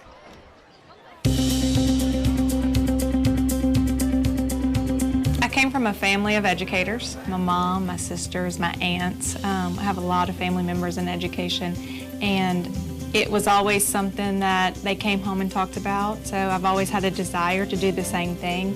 I have always wanted to teach. More importantly, I was an athlete and I wanted to coach, so that kind of put the nail on the head as far as, okay, this is what I want to do. I want to go work with young people, especially adolescents. I knew high school was the level that I really wanted to work with.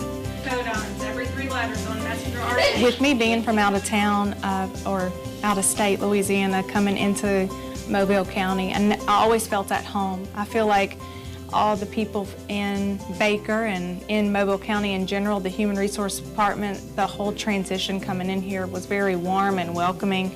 I immediately felt like I was part of the family. I wasn't an out-of-towner, because a lot of people who graduate within Mobile County come back and work within Mobile County.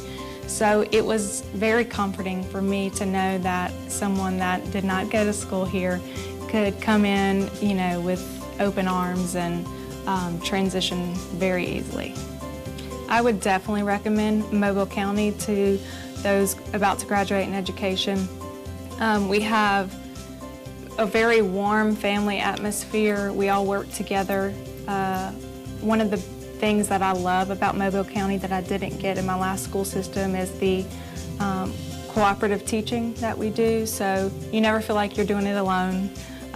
We team up with other teachers that are teaching the same subject area, and we plan together, we work together, we brainstorm together. And so, you're not trying to reinvent the wheel. It's truly a team effort.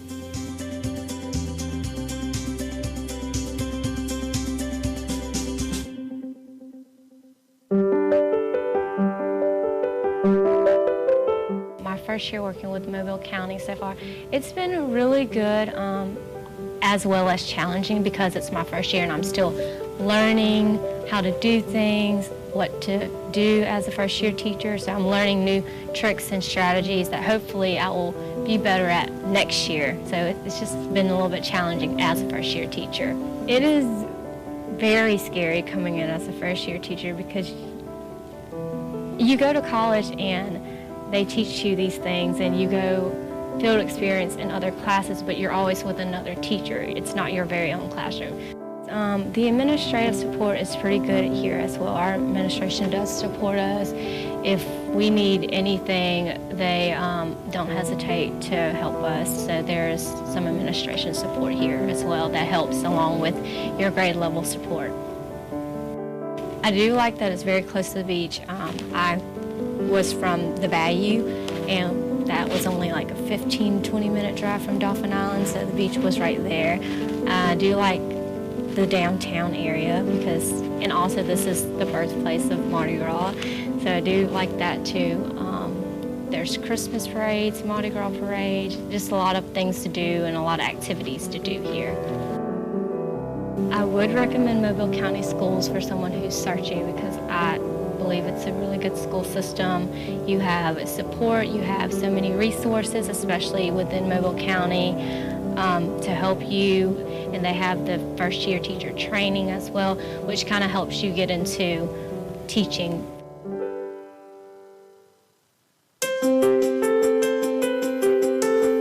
The reason why I started teaching was because I knew that I wanted to inspire children, and at a very early age as a child, I knew that teaching was my calling.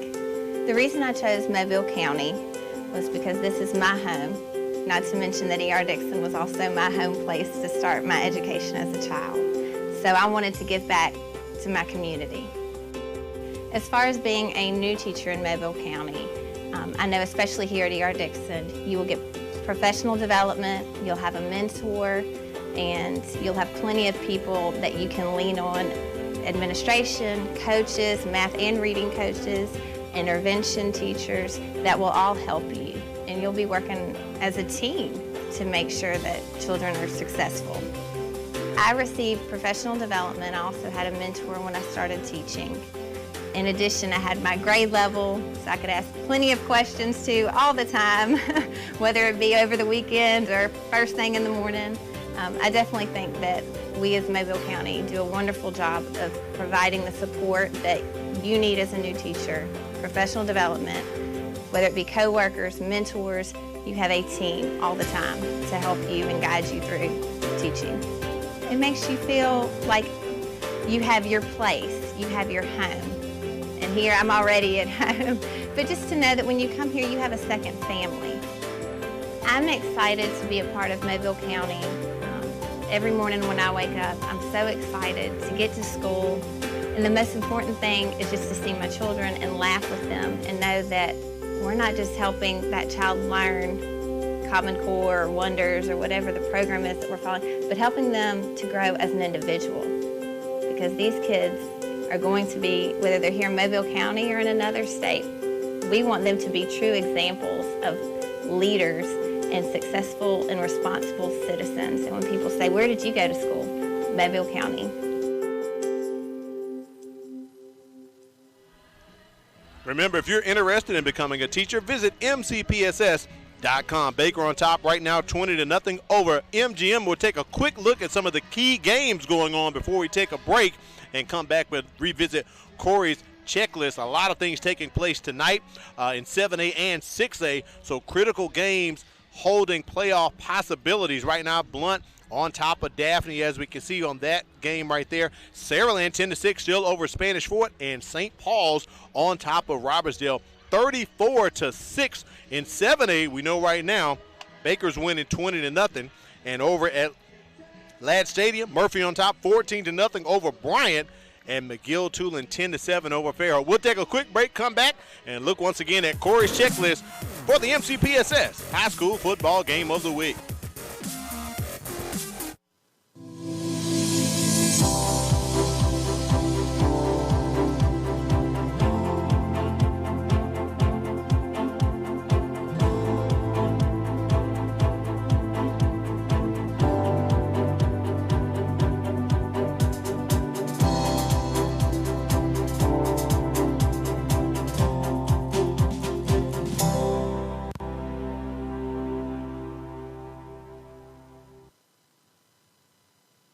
Hello, I'm Renee Phillips, your host of Homeroom. Will you join us as we talk with the students, teachers, and staff about all of the great things happening in our schools?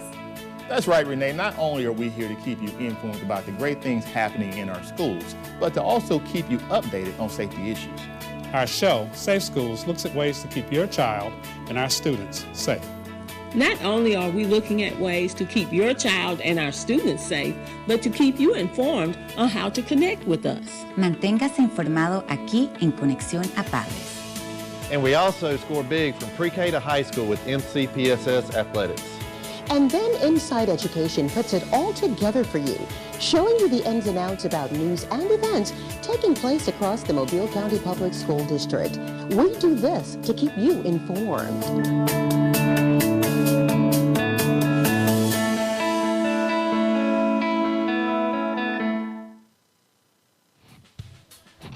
We welcome you back to the MCPSS High School Football Game of the Week. Al Whedon, Corey LeBounty down on the sidelines. We have Kimberly Dunn. Corey, we've been enjoying the sounds of the DJ. No band tonight. We've had Dixieland Delight, Sweet Caroline, and right now Journey is being crunk through the stadium speakers. A great selection here in Sims, Alabama at halftime, and it jumps me right into my checklist.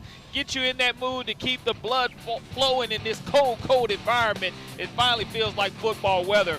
You look at MGM, what they have to do. They had to control the line of scrimmage in the first half, weren't able to do so as Baker was able to punch it in on their first possession. They have to tackle as vicious Vikings. Yards after contact have been huge for the Baker Hornets. And also, they need to win the turnover battle at halftime right now. MGM has turned the ball over twice. Baker only once. So that's key right there. You're looking for the Baker Hornets. Hey, Corey, speaking of MGM, yeah, let's talk to her. She has Coach Stan McCain with her right now. So far tonight. Not too pleased the first half. We got out-hustled, out-everything the first half. So what did you say to your team to help get them motivated, get them prepared to come into the second half and execute? Well, I mean, our coaches just talked to them about what was going on and how to fix it, and nothing that we hadn't practiced. So hopefully they can come out here and execute what y'all have done. I hope they do. All right. Well, best of luck to y'all tonight. I know this is a rivalry game, and so it being the last game of the season, it means a lot, but especially being a rival. Yeah, it always does. Yes. All right. Thank you so much, Coach. Thank you, Kimberly. Corey, let's get back to your checklist right quick for Baker. We had a quick interview with Coach Stan McCain there. Be buzzing around the quarterback. They made Ashton Collins uncomfortable for the MGM Vikings. We mentioned that he had -8 passing yards here in the first half. Right. Special teams play. We've seen Steve Norman throw the kitchen sink and give people on film a lot to look at tonight, attempting the onside kick as well as going for the fake punt. And the young and the restless. Baker Hornets, they're restless, looking at halftime, trying to see what the Murphy score is at Ladd Peebles Stadium. And again, this Baker Hornet team is extremely young.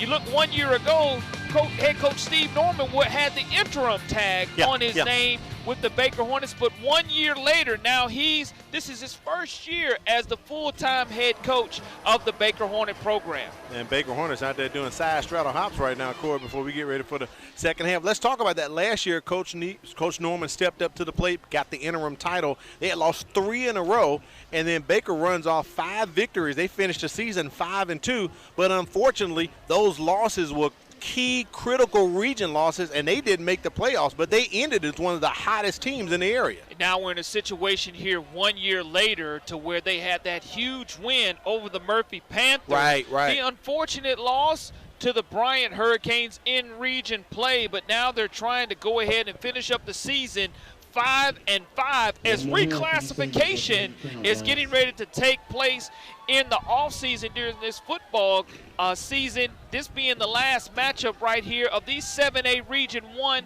opponents this season, because when reclassification comes in January, you're not quite sure how it will fill itself out.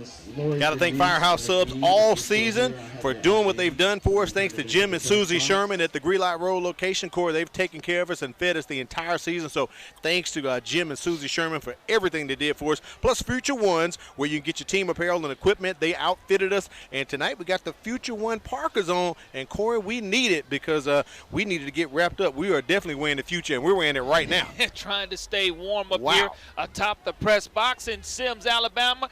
The temperature continues to drop, but I tell you what, The Vikings are looking to drop the hammer and roll the oars here in the second half on that scoreboard and get that donut off of the board. And speaking of the scoreboard, Corey, as we went to halftime, John Vila from AL.com asked him to come over. I said, the score is 20-0, right? He said, yeah. Looked at the scoreboard. It reflects 21-0. Still reflects 21-0. I say the first extra point was missed and no good, so it's definitely 20-0. Yeah. I thought it was good, but they said it was no good. But, you know, I thought we had it 20-0. Kelly Young, boy, that's going to be a late hit, Corey. Wow, he was leveled out of bounds. And you look at the flag was thrown and came away from some 20 yards away, but that's an easy call to make right here on MGM sidelines. And it will be a free 15 yards here to start the second half on top of Kelton Young's return. But I tell you what, when you get popped out of bounds, when the weather is this cold frigid. now, you definitely feel that. So there's the call right there. 15 yards will be assessed. First down for the Vikings at their own 41-yard line. Couldn't quite hear Whitehead Mike Smith there. The PA guy put it out, but it's 1st and 10 for MGM. Ball at their own 41-yard line. Great field position for the Vikings, Corey. New quarterback in the game here to start the second half of action for the MGM Vikings as well. Isaac Bozeman, the sophomore, and they come in with a big jumbo package. We've seen them run that in goal line situations where they bring in some extra backers and put them in the backfield. So Bozeman comes out to start the second half. Maybe get some energy going on here for the Vikings. That's exactly what you want to do. Get that shot in the arm. Just brings another dimension to this MGM Vikings offense. Handoff up the middle. Dominique Ezel, typically the short distance runner that they use, but we've seen him in other situations as well. Big run by Ezel, and he is into Baker Hornets territory. The deepest that they've been into Baker Hornets territory. A great job of the offensive line opening up the hole right in between the guard and the tackle, and a good job of hitting the hole. 1st and 10, ball on the 39-yard line. Hand off to Dominic Ezel once again.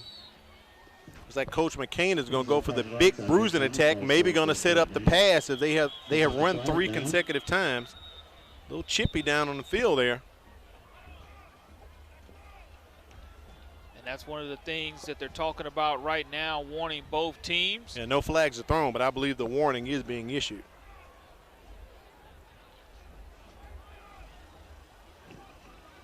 Unsportsmanlike called against the Vikings, and unsportsmanlike called against the Hornets. And again, both those are offsetting. I didn't see the flag myself, Corey, but maybe they just say, look, we're going to call it and put it against both of you. Do keep in mind, MGM did receive a sideline warning early in the first quarter, so if they receive another, it will be a penalty against the Vikings. And what Stan McCain is asking for right now is an explanation of numbers. He needs to know exactly what player was doing it and what player was involved, and it was given by the white hat, Mr. Smith.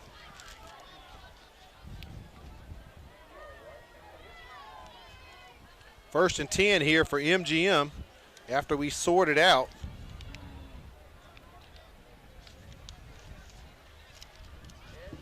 It'll be second down coming up for the Vikings. So I'm sorry, 2nd and 10 for MGM. Kason Barton, he takes the handoff over the middle doing his impersonation of William Refrigerator Perry. Picks up a couple yards, Corey. He tries to get up over the top, and just positive yardage is what's trying to be established as the clock continues to run here early in the third quarter for the Vikings. And they're just going to be very deliberate on what they try to do. No need to rush because you're not going to get 20 points back in one possession. So why not go ahead and methodically work your way back into this, get your crowd excited as well. Interesting adjustment here in the second half. Blunt 15-0 over Daphne at halftime. They're playing that ball game in Daphne. That is a key game. The winner of that game probably will secure a playoff berth. And Dominique Ezel is secured and wrapped up by Baker. Boy, that was a hit as he entered the hole. Looked like Terry Curtsey on the stop, straight up and straight down. We're going to have an official timeout on the play, and not sure what it's going to be an official timeout for, because I definitely did not see any penalty flags. I don't see any either, right? The officials are huddling right now, but and it didn't appear as if the ball came out. So let's take a look at the replay, see if we can see something here. Straight up and straight down. No, it definitely was not a fumble on the play until after the runner had hit the ground. So it looks like we're ready to play on. Something Mike Smith and the crew wanted to discuss, and they did it. 4th down, Corey. They're going for it as they hand it off to Ezel, and he is tripped up by the turf monster, and then he is brought down by the Hornets. Ball over on downs. So that first series pretty much helped by a penalty and a big run by Dominic Ezel, but it's going to stall at the 35-yard line of Baker. Coming up later on, got the Game of the Week Brain Buster. It's our last one of the season, Corey. So I will say, it's the end of the season, so this is like your final exam, so it might be a little tougher than the other one. So we want you to think about it when we put it up later on in the ball game. So this is your they call it, this is your test to see if you pass. Is this my EQT? This is your EQT here, Corey. 30% of my grade? This is the end of the, well, yeah, we'll call it that. See if China will agree with us, the statistician over there. Little screen being set up, cannot get it out. It is incomplete as they try to connect with Isaiah Dixon. Summerlin couldn't get that ball to him. The Hornets throwing the football early on 1st down. If they're going to take their shots, they wanted to go ahead and do so early, but I would get the football to number 7, Jashawn McMillan, and let him just go ahead and continue to bleed this clock, keep the MGM Viking defense on the field for as long as he can. Yeah, you don't want to have a costly turnover right here. Up 3 scores. And they read your mind, Corey. Justin Patterson calls Jashawn McMillan's number. He gets the 1st down close to the midfield stripe. Ball at about the 50-yard line. 1st down, Baker. Yeah, I would go ahead and do that and go to DeMarquez Williams as well. Just hit him with the 1-2 punch to where if you get in a situation to where McMillan gets tired, you're able to go right back to the fresh back, DeMarquez Williams, and just continue to keep this Viking defense on their heels, really. 1st and 10, ball at the 50-yard line. Hand off to McMillan, and he is wrapped up by the Vikings. That's going to be a loss. Well, no, forward progress made about a yard. They give him credit for a yard, Corey. McMillan stays in the backfield. Now you're looking at 2nd down and 9 yards to go. Again, the play clock on the field being kept by the officials because of Charlie Shipp's injury early here in the 1st half. The alternate official comes off the play clock and goes down and is actually now on the field as a game official. Play action, Summerlin goes across the middle, connects with Cade Collier, the big tight end. And that's enough for 1st downs, and the sticks will move for the Hornets. And you can see how tall Cade Collier is as he stands next to the safety Trey Umbarger, but not before the sticks are moved. You go ahead and go to your safety valve. Collier already has 1 touchdown catch tonight, that being from running back Jashawn McMillan, who was playing the Wildcat quarterback position. Right, threw that one to him, and McMillan ran for one earlier in the ball game. 1st and 10. For the Baker Hornets, as they need to win tonight and get some help from Bryant to defeat Murphy. Little shuffle pass, and that one is immediately read by the Vikings. They were all over it. You try to give it to your H-back underneath, a little touch pop pass, and if he would have dropped that, it would not have been a fumble. It would have been considered a forward pass, I do believe. But now you're looking at a situation to where you're at 2nd down and 12 yards to go.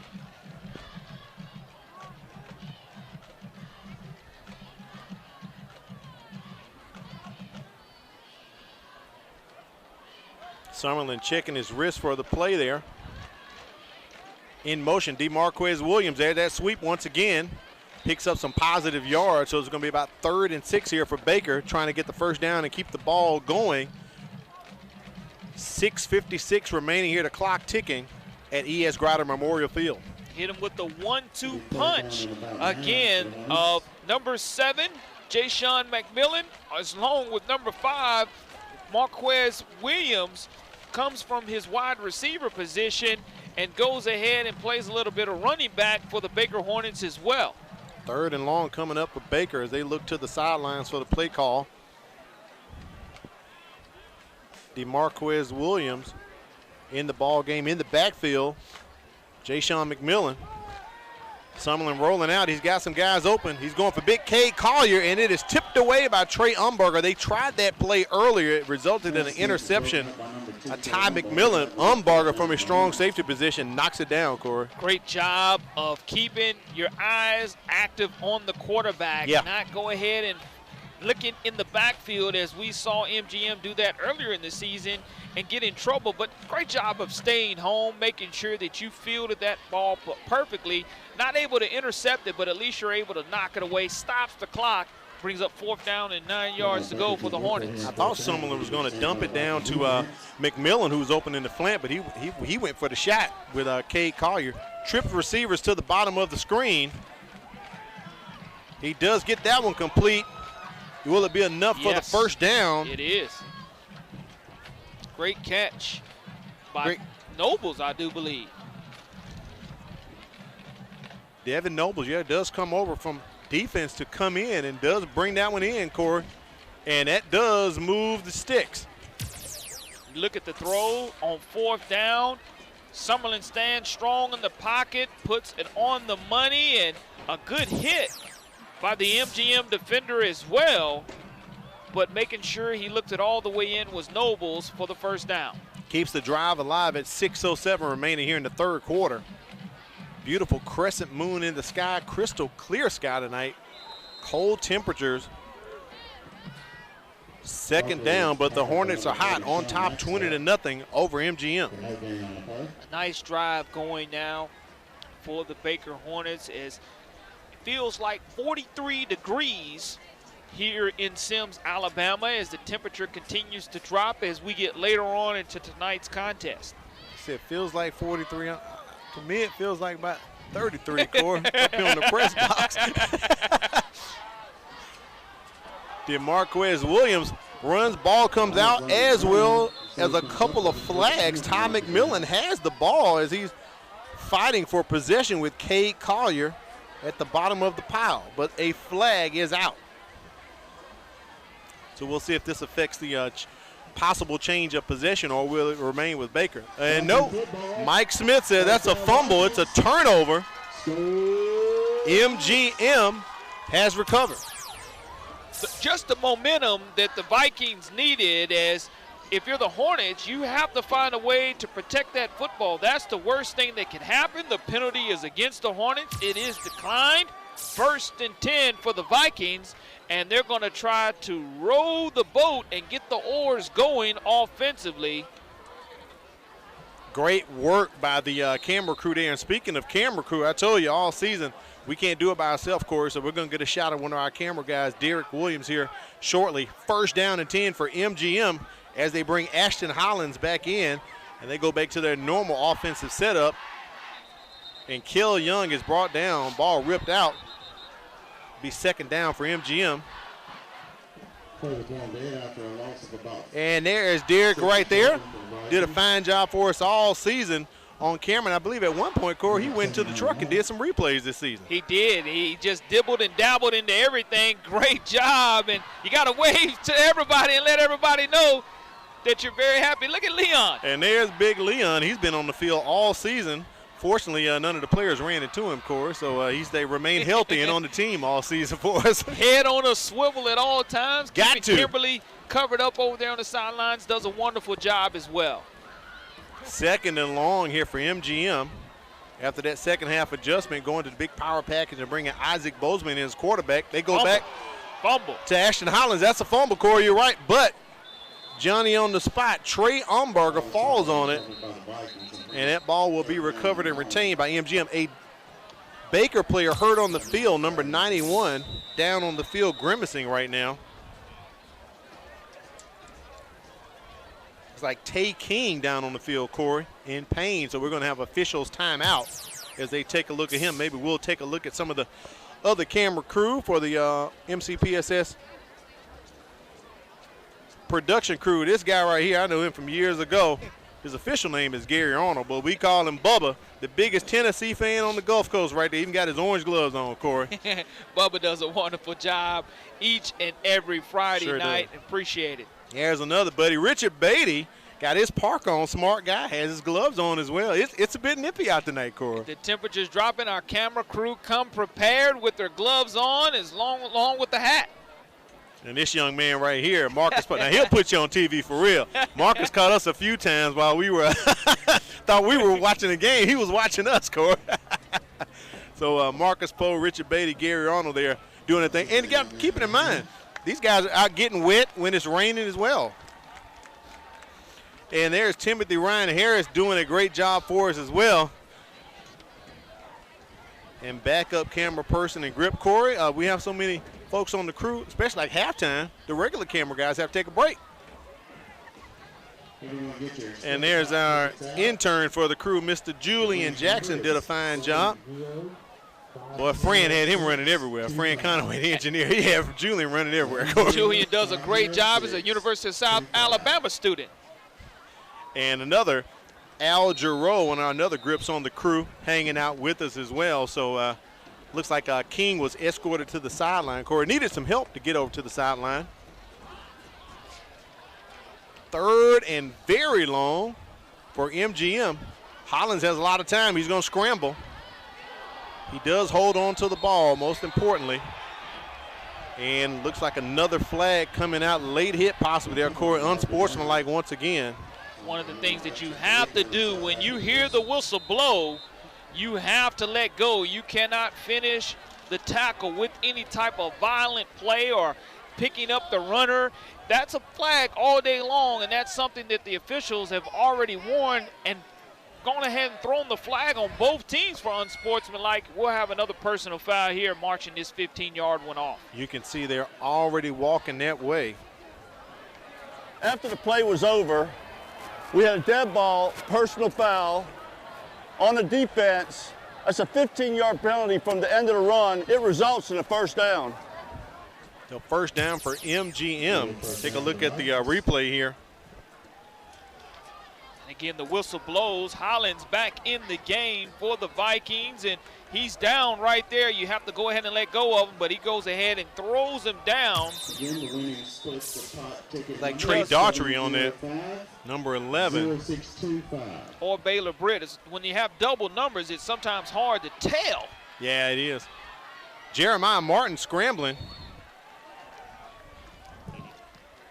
25, Jeremiah Martin. And still a little chippy, Corey. It is the Battle of West Mobile, and we know right now Baker on top, 20-0. Flags all on the field being scattered. Even the press box announcer makes mention of that fact. And what you'll see is sooner or later, if they don't clean it up, you'll see the ejection come, and that would be because of a fight or some type of punch thrown. You don't want to see that happen here in your final game. Even though it's senior night, you still want to go ahead and conduct yourself with sportsmanship, play within the rules of the game. When you do hear that whistle blow, you ultimately have to stop the play. The play counted. After the play, we had a dead ball, unsportsmanlike on Mary Montgomery. That player is ejected from the game. So that was possibly his second unsportsmanlike conduct. Yeah, and I want to see who it is. If Kelton Young is not back on the field for the MGM Vikings, that's exactly who it's going to be called on. So our executive producer was just saying that he believed it was number 4, and that is Kelton Young's number, because earlier they had an unsportsmanlike conduct, and typically you get 2 of those, you are ejected. I don't see anybody walk into the field house or anything, but that appears to be the call. Jeremiah Martin with the run. I'm sorry, Edrin Houston with the run there for MGM. That was second down. Looks like it's going to be 3rd and long. Third quarter action right here for the MCPSS High School Football Game of the Week. Al Whedon, Corey LeBounty. Down on the sidelines, we have Kimberly Dunn, executive produced by Quentin Howard, technical director Wade Ford. And this is a big game for Baker. They need to win and then get some help with Murphy losing for Baker to get into the playoff score. Run by Hollins right there. Let's take it on the sidelines for Kimberly Dunn. She has an update for us. I was able to get an injury update for the Baker player that was helped off of the field. They wouldn't tell us exactly what was wrong with him, but they did let us know that he is not going to be returning to the game. He is out for the rest of the game. And then we also noticed that over here on MGM sidelines, number 24, Christopher Wallace, is being examined right now in the tent for a possible concussion. And I know he's one of Mary Montgomery's strongest players, so hopefully he is okay and he's able to get back into the game. Thank you, Kim. She's right. He plays defense, offense, and special teams, Corey. He does a lot for MGM. DeMarquez Williams takes the punt. A flag comes in. Second and third quarter have been littered with flags, Corey, and the flags continue to come in as Williams runs up to about the 43, 44-yard line. Going to be a holding call against the Baker Hornets. I think that's going to be the one that I saw. Not quite sure if all three flags will be for the same exact call, but definitely saw the holding on the return team, which would have been the Hornets right here toward the end of the play. Easy call. Jayshawn McMillan absolutely tackles the MGM Viking player Dawson Sims. We have holding on the receivers. That's a 10-yard penalty from the spot of foul. It's Baker's ball, 1st and 10. That'll push Baker back to about the 26-yard line. Now, Corey, we saw a lot of our camera crew earlier, but the one shot I'm waiting to see is the shot from inside the truck. I've been waiting all season for this one, so it's coming up later on. We're going to get the inside the truck shot. We get to see the real crew at work later on, so stick around for that. I love that camera they put in there, man. It is absolutely fabulous. 1st and 10 for Baker.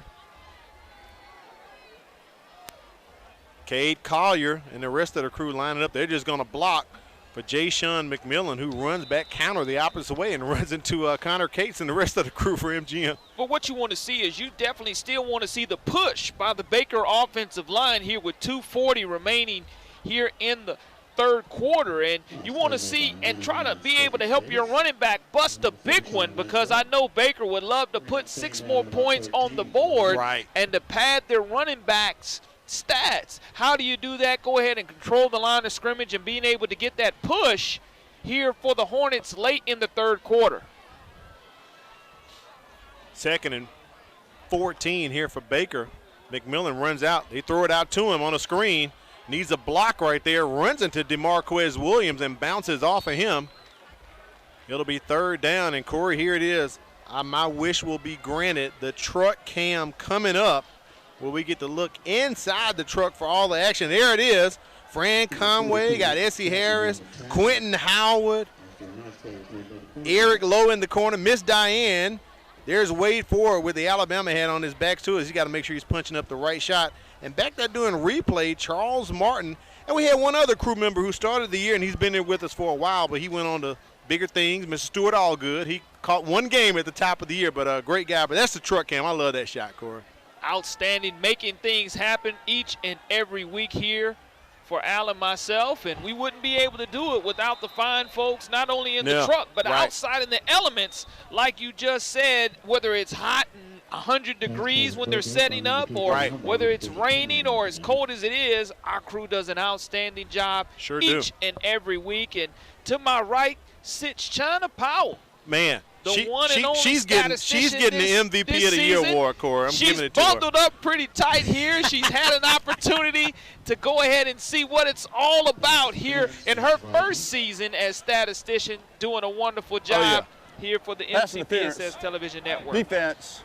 That's a 15-yard penalty from the previous spot. It results in a 1st down. I'm giving her the MVP award of the season, Corey, because she provided us with information that we did not have and made a big difference on the crew.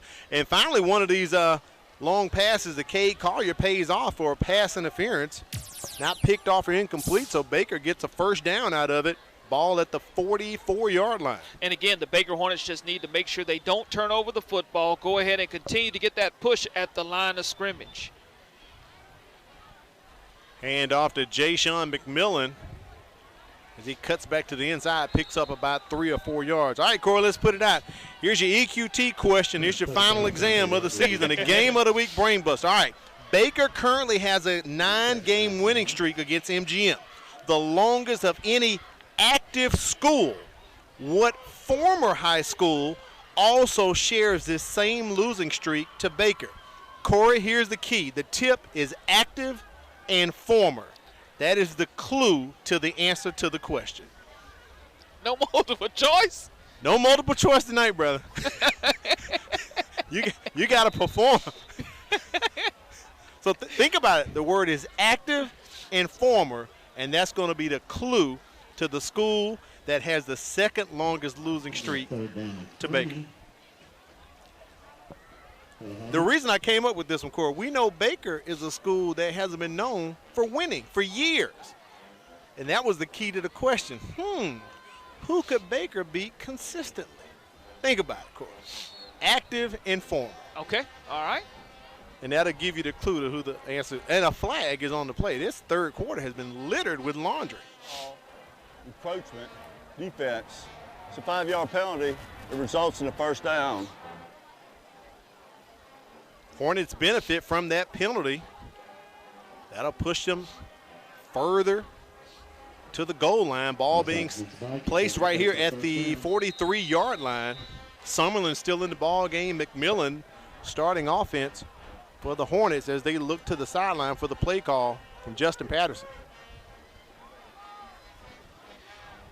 Baker just trying to go ahead and get ready to end this third quarter, leading 20-0. The scoreboard reads 21-0, but my buddy John Vella went downstairs to double check, and it is officially 20-0. So it's officially 20. So one of those extra points they said that wasn't good was actually good, some kind of way. I think it was the first one, Corey. And that's the end of the third quarter. We put the question out there. I believe that's the end of the. There's a flag on the play. We can't end the quarter with the one on time down. With the defensive play on the offense. So it's on the offense. I believe we can end the quarter here with an offensive penalty. Let's see.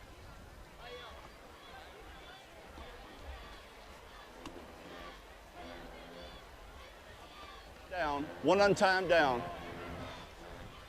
So we'll play an untimed down here.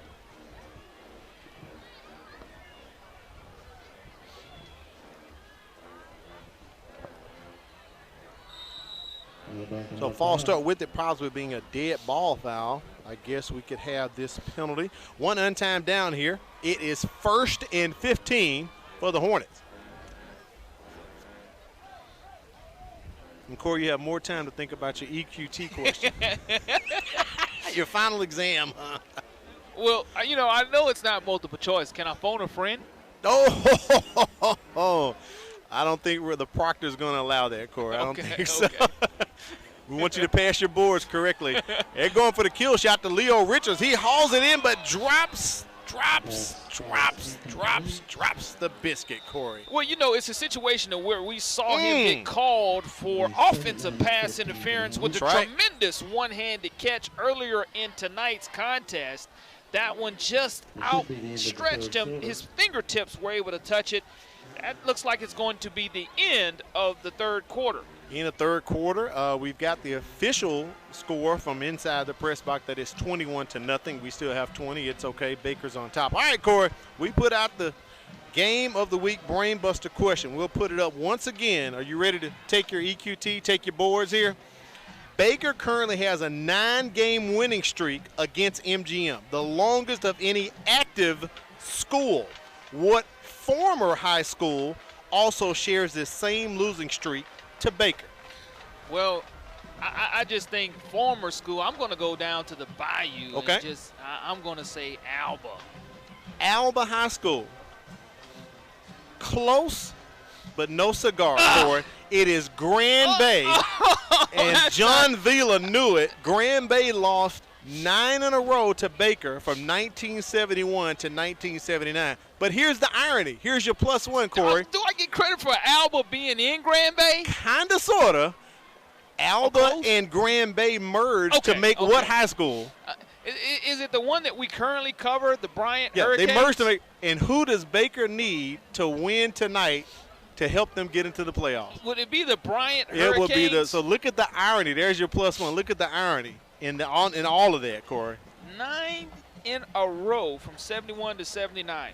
And currently right now, Murphy on top 35-0 over Bryant. 10-10. That would probably be why the crowd across from us, across the way, they're pretty quiet. Kind of quiet, even though they're leading 20-0. Good game at the lip right there, 10-10. And Blunt on top of Daphne in the third quarter, 15-0. Spanish Fort on top of Saraland. That is going to be quite interesting, 16-10 over Saraland. Spanish Fort pretty much needs to get that win to possibly have a chance to get into the playoffs. And we've gotten word from our executive producer through the refs. The game is 20-0, Corey. So we have a hanging Chad. We do have a hanging Chad. We looked at that first extra point, and it looked good. I thought it was good. On the press box. I thought it was good. The officials, I guess, said no good. So we'll go ahead and start this fourth quarter with something we want to stay away from here in the fourth quarter of play, a penalty flag. More penalties. But, Corey, if I had probably allowed you to phone a friend, I bet you would have called John Vila. I would have called John. It was about 3 steps over from you to the right. Correction, replay second down. So we have a replay of second down here. And this is going to be, as I like to say it, Corey, second and a country mile. Wow. A situation to where if you're Baker, just go ahead and run the draw, run it between tackle and guard, and go ahead and pick up as much yardage as possible. Hopefully you get to that second level of this Vikings defense. And if you're able to do that and get a hat on a hat, get half of these yards back on second down, get back to the original line of scrimmage on third down. That's the 43-yard line, the original line of scrimmage.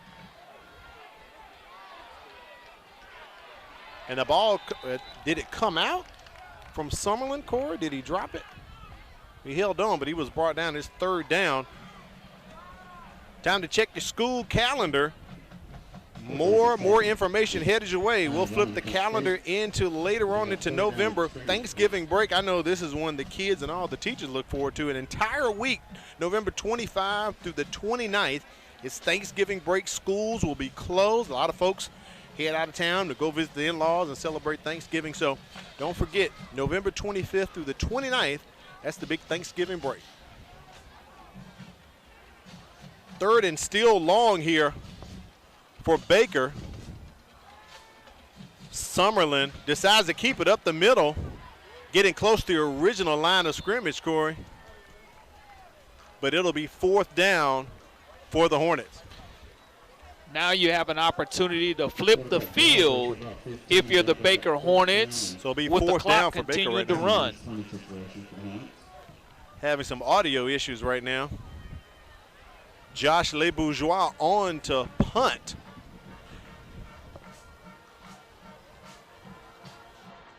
And it looks as if C.J. Wallace has come back into the ball game, Corey, out of the medical tent there. That'll be a situation to keep your eye on to see if he is able to field this or whether he calls the fair catch would be give you some type of indication. LeBourgeois' punt gets hung up.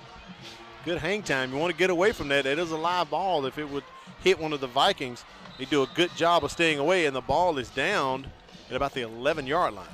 Now, we were able to see the Hornets on this end of the field flip the field and go some 80-something yards and have a huge touchdown drive. Now the Vikings are going to try to do the same thing. Yep, Fairhope has broken the tie, up 7 points over McGill, 17-10. And as we see right there, Murphy over Bryant, 35-0. Both of those games in the third quarter. Corey, I was looking at the playoff brackets the other day, and I noticed the majority of the brackets in the state are filled out except for 2, 7A and 6A, because we have 9-team regions down here, and the games matter going into the 11th week. Absolutely right. I still have a score in the third quarter of Blunt 15, Daphne 0, Spanish Fort 16, Saraland 10 in the fourth quarter. 17-10, Fairhope over McGill-Tulane. In the third quarter, Theodore leading Enterprise 21-7.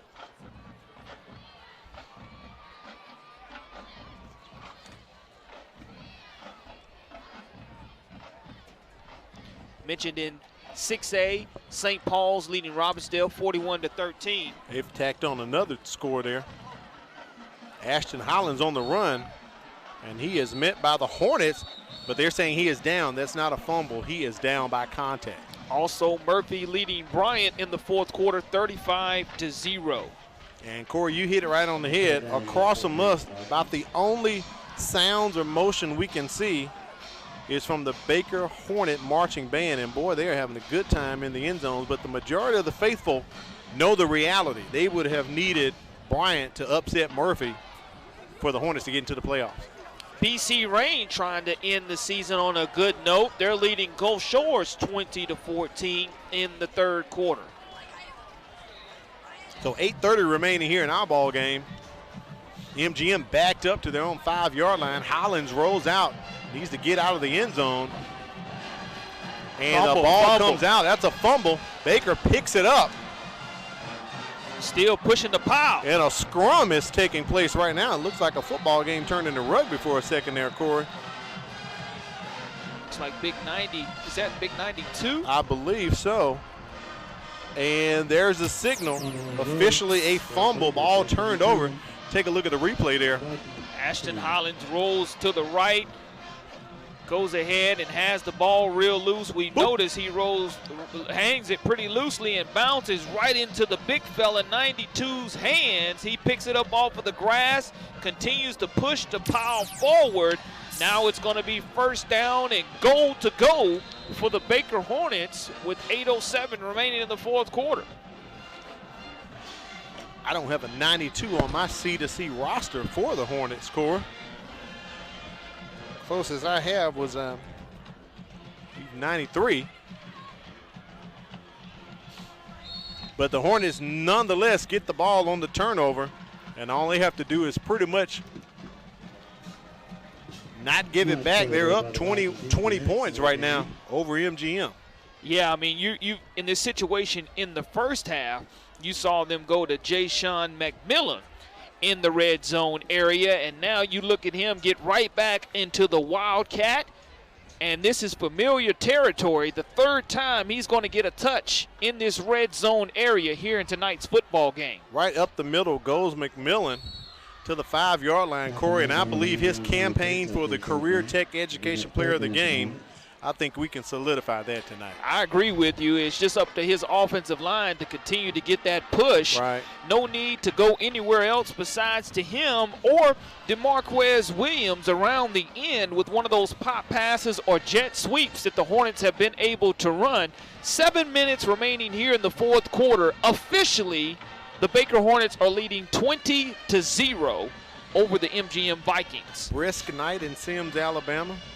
E.S. Grider Memorial Field, and Baker taking their time. 3rd and goal here. McMillan keeps it once again and just dives straight forward, brought down by Connor Cates and the crew along with Cedric Davis there.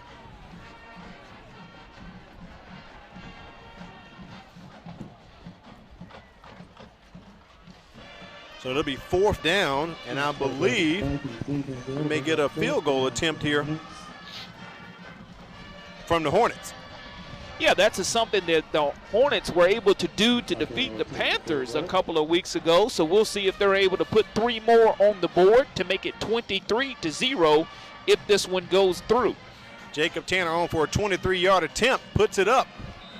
And Corey, I could clearly see that one was wide right, so no good for Tanner.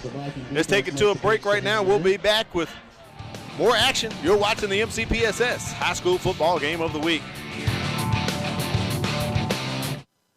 The Mobile County Public Schools Environmental Studies Center would like to invite you to their annual open house. Join us on Saturday, November 2nd from 9 a.m. to 3 p.m. Come take a tour of the grounds where you can experience live animals and reptiles that are local to our area. There's wildlife shows, arts and crafts, food trucks, and fun for everyone. Don't forget, Saturday, November 2nd from 9 a.m. to 3 p.m. for the Environmental Studies Center open house.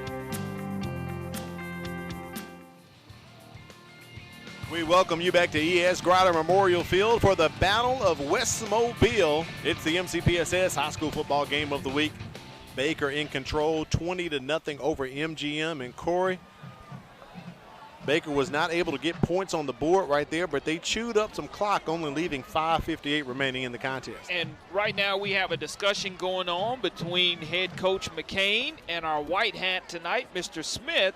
I'm not quite sure what they're talking about in this situation, but let me give a shout out to all the seniors, not only here in Sims, Alabama class of 2020, doing a tremendous job from an auxiliary standpoint, from a cheerleading standpoint, from a band standpoint, from a football playing standpoint. Yeah. All the seniors of 2020 play a vital role and the heart and soul of each and every community and school. They take so much pride in waiting their turn to become seniors, whether it's in any capacity, but 2020 is definitely making its mark. I know MCPSS always does a great job of covering high school graduation in May as well. That's true.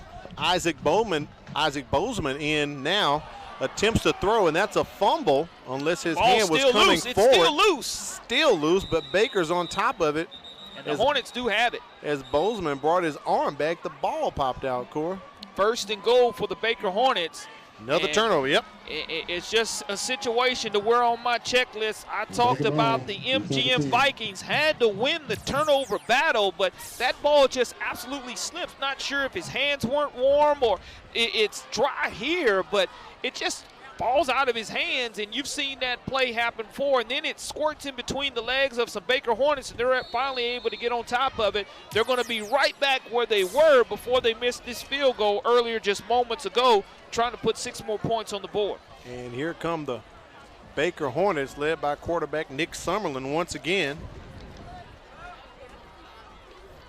Summerlin is a senior, and I believe Coach Norman is going to try to allow as many of his seniors to remain on the field, as it's looking as if this will possibly be the Hornets' last football game of the year.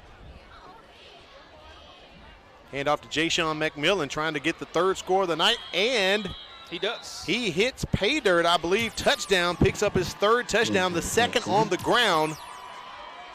It was 1st and goal for the Hornets. Corey, I think he has solidified even before the Iowa caucuses started. He is the Career Tech Education Player of the Game. Makes that a little bit easier than your brain buster decision that I got wrong. Didn't have to bust my brain to figure out who would be the Career Tech Player of the Game after that touchdown. That was a good one, Corey Mounty. Peyton Engel on for the PAT. And he drives it right down the middle. Let's look at that replay from Ja'Shawn McMillan. Fine player. Unfortunately, we didn't see him in the Fairhope ball game, but I can see the difference he makes for the Hornets. As he goes up the middle, and that is a touchdown. Put up 6. 6-yard touchdown run. And there it is. It's official, Corey. All the votes are tabulated. No hanging chads on this one. It's Ja'Shawn McMillan of the Baker Hornets, the Career Tech Education Player of the Game. 5:41 remaining here in the 4th quarter. And, I mean, just look at him in front. Cade Collier in front of him, but he's continuing to walk and pace the sidelines is Mr. McMillan. And an outstanding performance tonight. It was. By this young man. And we'll definitely see him again as he's the 5'10", 180-pound junior. Right. One of our impact players early in the game that we really needed to take a look at, and he shows us exactly why. Kimberly Dunn will be able to chat with him after the ball game. Got to thank Career Tech for stepping up and done a good job this season for helping us out with the players of the game, and Kimberly and her crew and grips to hunt those players down to talk to them after the ball game as well. Jeremiah Martin takes the kickoff return, gets it up to about the 39-yard line. Good return there for the Vikings. On every single play, you can see the Baker Hornets continuing to try to increase that turnover total and pry and rip that football away. So if you're the Vikings, you have to make sure that you secure the pigskin every time, whether it's on a run or a pass, run after the catch, whatever the situation may be. Just make sure that you're valuing the football.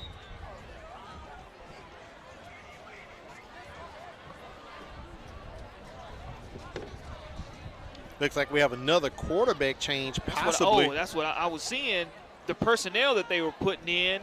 And at first I thought Yeah, that 13, it would have been yeah. Jason Gilly. But Bozeman is back in, Corey.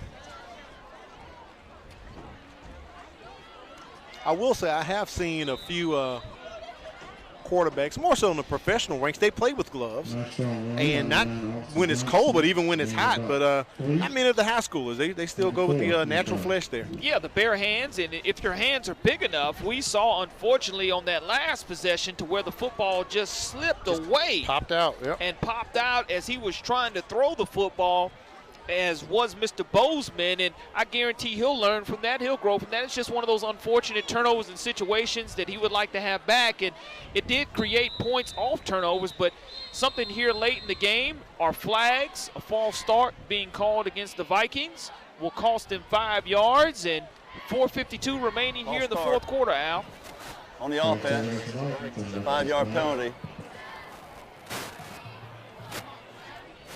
Second down. I was waiting for, there it is, for Mike Smith to say that, so that'll push them back about 5 yards. Yeah, Corey, beautiful night out here in Sims, Alabama, our 4th time covering the Vikings, and the chilliest night that we've had covering the Vikings this season, as we wrap up the season with the Battle of West Mobile. Started off 11 weeks ago with the Battle of Pritchett, Corey. It might have been, what, 100 or something? It was quite exact opposite. Wow. Up the middle goes Austin Johnson. He's got enough to be a first down. We're have an ejection here. And we still have pass chippiness. Players still going at it. We know these are two rivals out here in the county, and we have an injured Hornet down on the field right now. Holding his knee.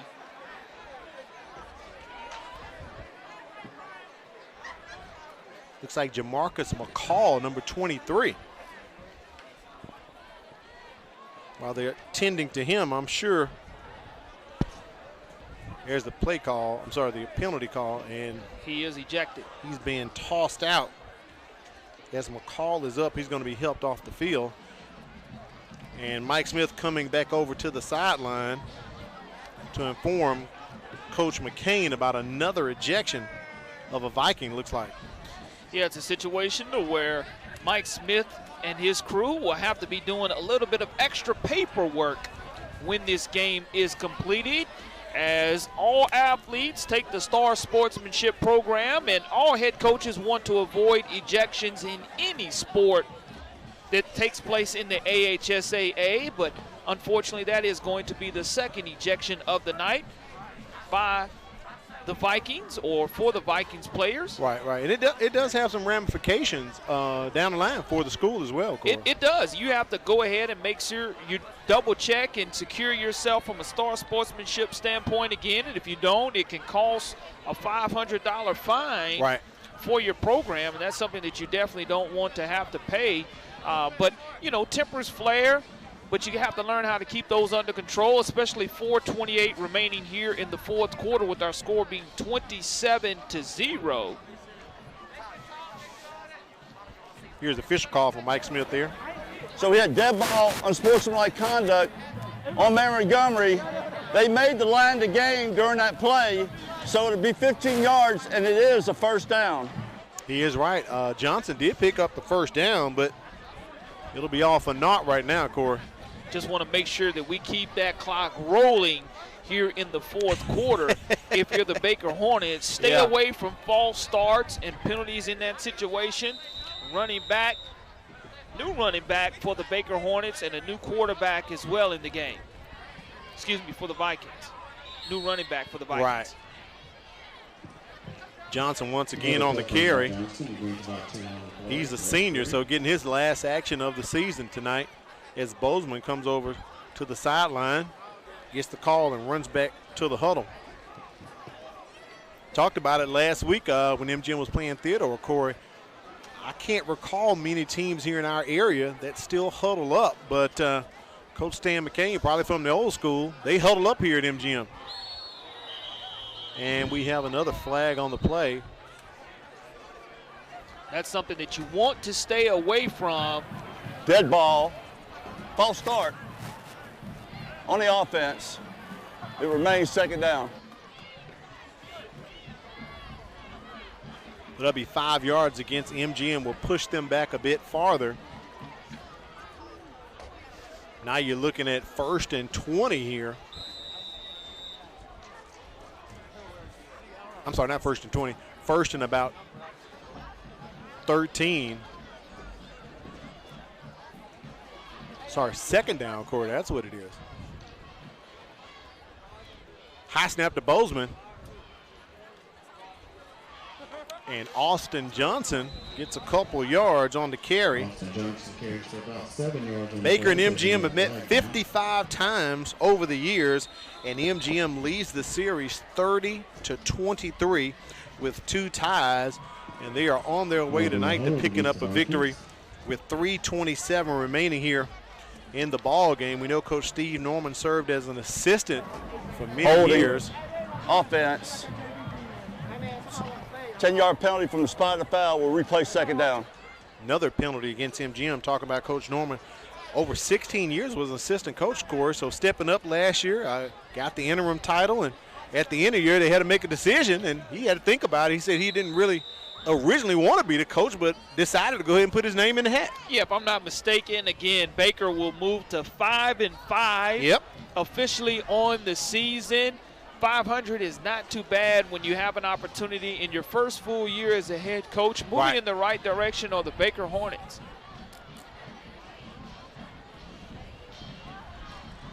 Hand off once again to Austin Johnson, just being pushed back as his forward progress is stopped. Looks like a Viking on the field, getting up a bit slow, but he does regain his power there. It'll be 3rd and long here for MGM. One thing I can say about the Vikings fans, Corey, they have come out each time we've been here, supported the Vikings, and stayed till the end, no matter what the outcome was. I agree with you on that. And also across the way, you look at all the Baker Hornets fans knowing that they will not advance in the playoffs, and this will be their last game, making sure that they go ahead and they honor this senior class. Right. Again, in all aspects, whether it's cheerleading or whether it's band members or football players, making sure they stay to the end. Yeah, they want to hang their hat, and I'm pretty sure Coach Norman and the crew, especially his defense, want to preserve this shutout too. Yeah, I mean, one thing I did miss in this Battle of West Mobile that you mentioned earlier in the broadcast out was the jalapeno eating contest that would have taken place yep. at Whataburger. Between the two principals, Between the two principals. That's always fun to find out is. Who's able to go ahead and take the brunt of that and win one for their school. But they did go ahead, and if you went to Whataburger on Schillinger Road on Tuesday and mentioned that you're there in support of Baker and MGM, that donations would go toward that school. Right. So, again, anything that supports a healthy rivalry here in West Mobile, you have to love it. High snap over Brewer's head, and he's trying to get out of the end zone, but that is going to be a safety. That'll be 2 points added to the score. I thought Brewer may have tried to just left kick it or right kick it or something, but he takes the safety, swallows his medicine. There's a big kid there. Let's take a look at the replay. Just over his head. Way over his head, yeah. And there's nothing you can do besides fall on the football, and that's exactly what he tried to get out of the end zone, wasn't able to get his balance, but at least he didn't lose the football. What we'll have here now is a free kick by the Vikings to the Hornets, and it'll give the Hornets an opportunity to salt away this game. With 1:22 remaining in the fourth quarter, Baker is going to win it, but won't make the playoffs. Nope. Murphy will go ahead and secure that 4th seed in 7A Region 1.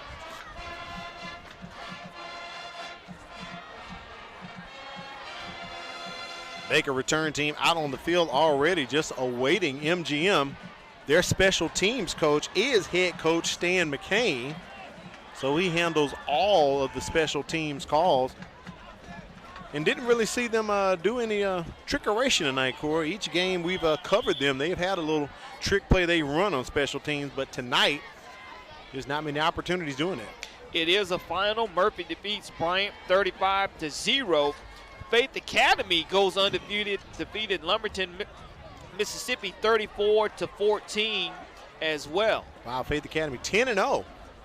Led by former Baker coach Jack French there. They went over to Lumberton and got the win. They had already wrapped up region play. Pretty much teams in 4A, 5A They wrapped up, but when you have 9 teams in the area like we have here in 6A, 7A, it goes down to the last week. Here's a free kick from Brewer. And Baker's going to do the smart thing and just take a knee right there and fair catch it at the 44-yard line. PC Rain leading Gulf Shores 26-14. Fine job for first-year coach Lawrence Sheldon, Corey. Longtime assistant over at Daphne, coming over to take over the Rain program. I agree with that 100%. Bunt leading Daphne 15-7 in the fourth quarter also. Huge ball game right there. I know the winner of that game pretty much will get into the playoffs, and we know St. Paul's will have secured their situation as well. 7A Region 1 contest between Fairhope and McGill-Tulane knotted up at 17. They're going to overtime, going to play a little extra football. Pirates still hanging in there. That game being played over at the Lip. New quarterback in the ball game for Baker, and new running back as well. It looks like he's trying to take it to the house. And that is going to be a touchdown for Jamari Hawkins, Corey. 5'10", 160-pound sophomore. Welcome to the West Mobile rivalry. Getting 6 more. Thought they were going to salt it away, and you have to tackle the man. That's the name of this game. You have to get the runner down, and if you tackle him, they're going to run out the clock. But if you don't, he's going to put 6 on the board, and that's exactly what happened for the Baker Hornets to put the exclamation point on tonight's victory. 56-yard rumble right there for Jamari Hawkins, and the kick is up, and it is good. So there's a PAT that counts as Baker extends the lead 36-0 over MGM.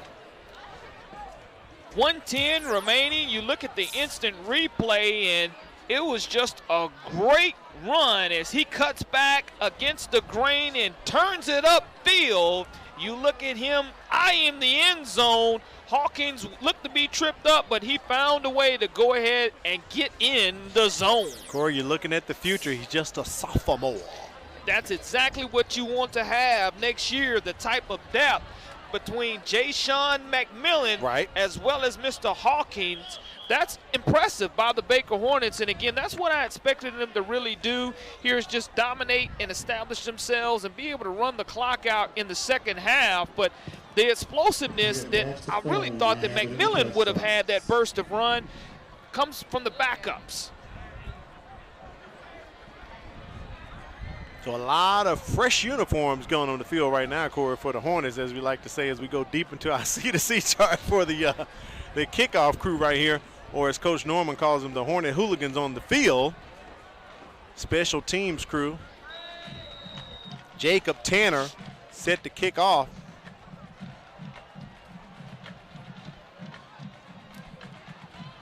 As we have 70 seconds remaining in our last contest of the season. C.J. Wallace, we have said it in all 4 of our games, he is a dangerous guy. Don't kick the ball to him. He does that every time, Corey.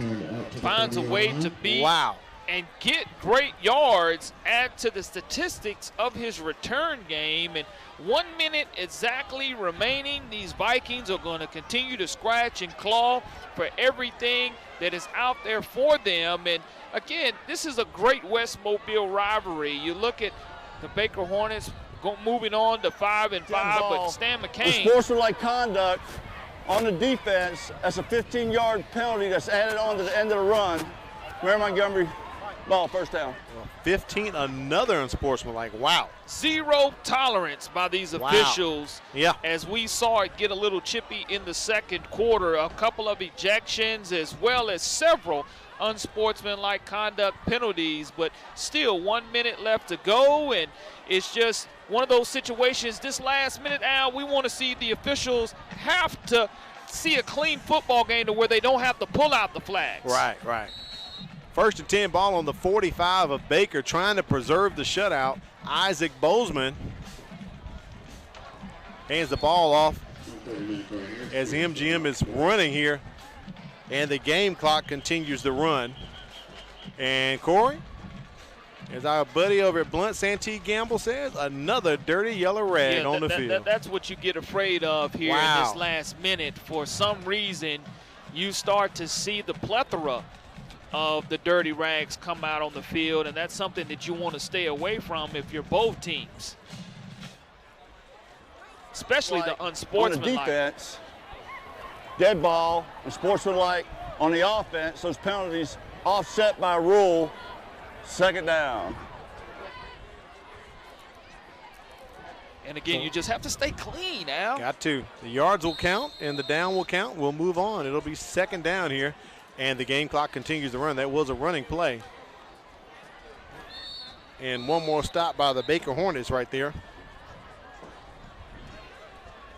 With no flags on the field, Corey, I believe we may have one more snap, and that'll probably wrap it up for this ball game and for us on the season. And it's been a tremendous season. A pleasure working with you again, Al, as I do believe we just finished our 4th season. Corey, your math is correct. This is our 4th season, buddy. My math is better than my brain-busting ability here tonight at ES Grider Memorial Field. Well, overall for the season, Corey, I'd give you a B+. I give you a B+. But on the EQT, you failed tonight, buddy. You failed tonight, buddy. But good effort. Baker gets the win, 36-0. What a way to wrap up the Battle of West Mobile. So, Corey, that's going to wrap it up. Baker gets the win, the Battle of West Mobile. Hopefully, some good sportsmanship will be shown here as both the teams will meet and greet each other here on the field. Yeah, I mean, it's hard to believe that 11 weeks of high school football have come and gone that quickly. It was the hottest football season I've seen. I agree. And talking with many of the coaches across the area, including Coach Norman and Coach McCain, they said it's been the hottest that they can recall ever coaching, whether as a head coach or an assistant coach. But tonight, Old Man Winter is knocking at the door, as it is definitely a little bit chilly here. But it's been a tremendous season by our crew. And, again, it's been a pleasure covering football for the MCPSS Television Network. Tremendous season of action.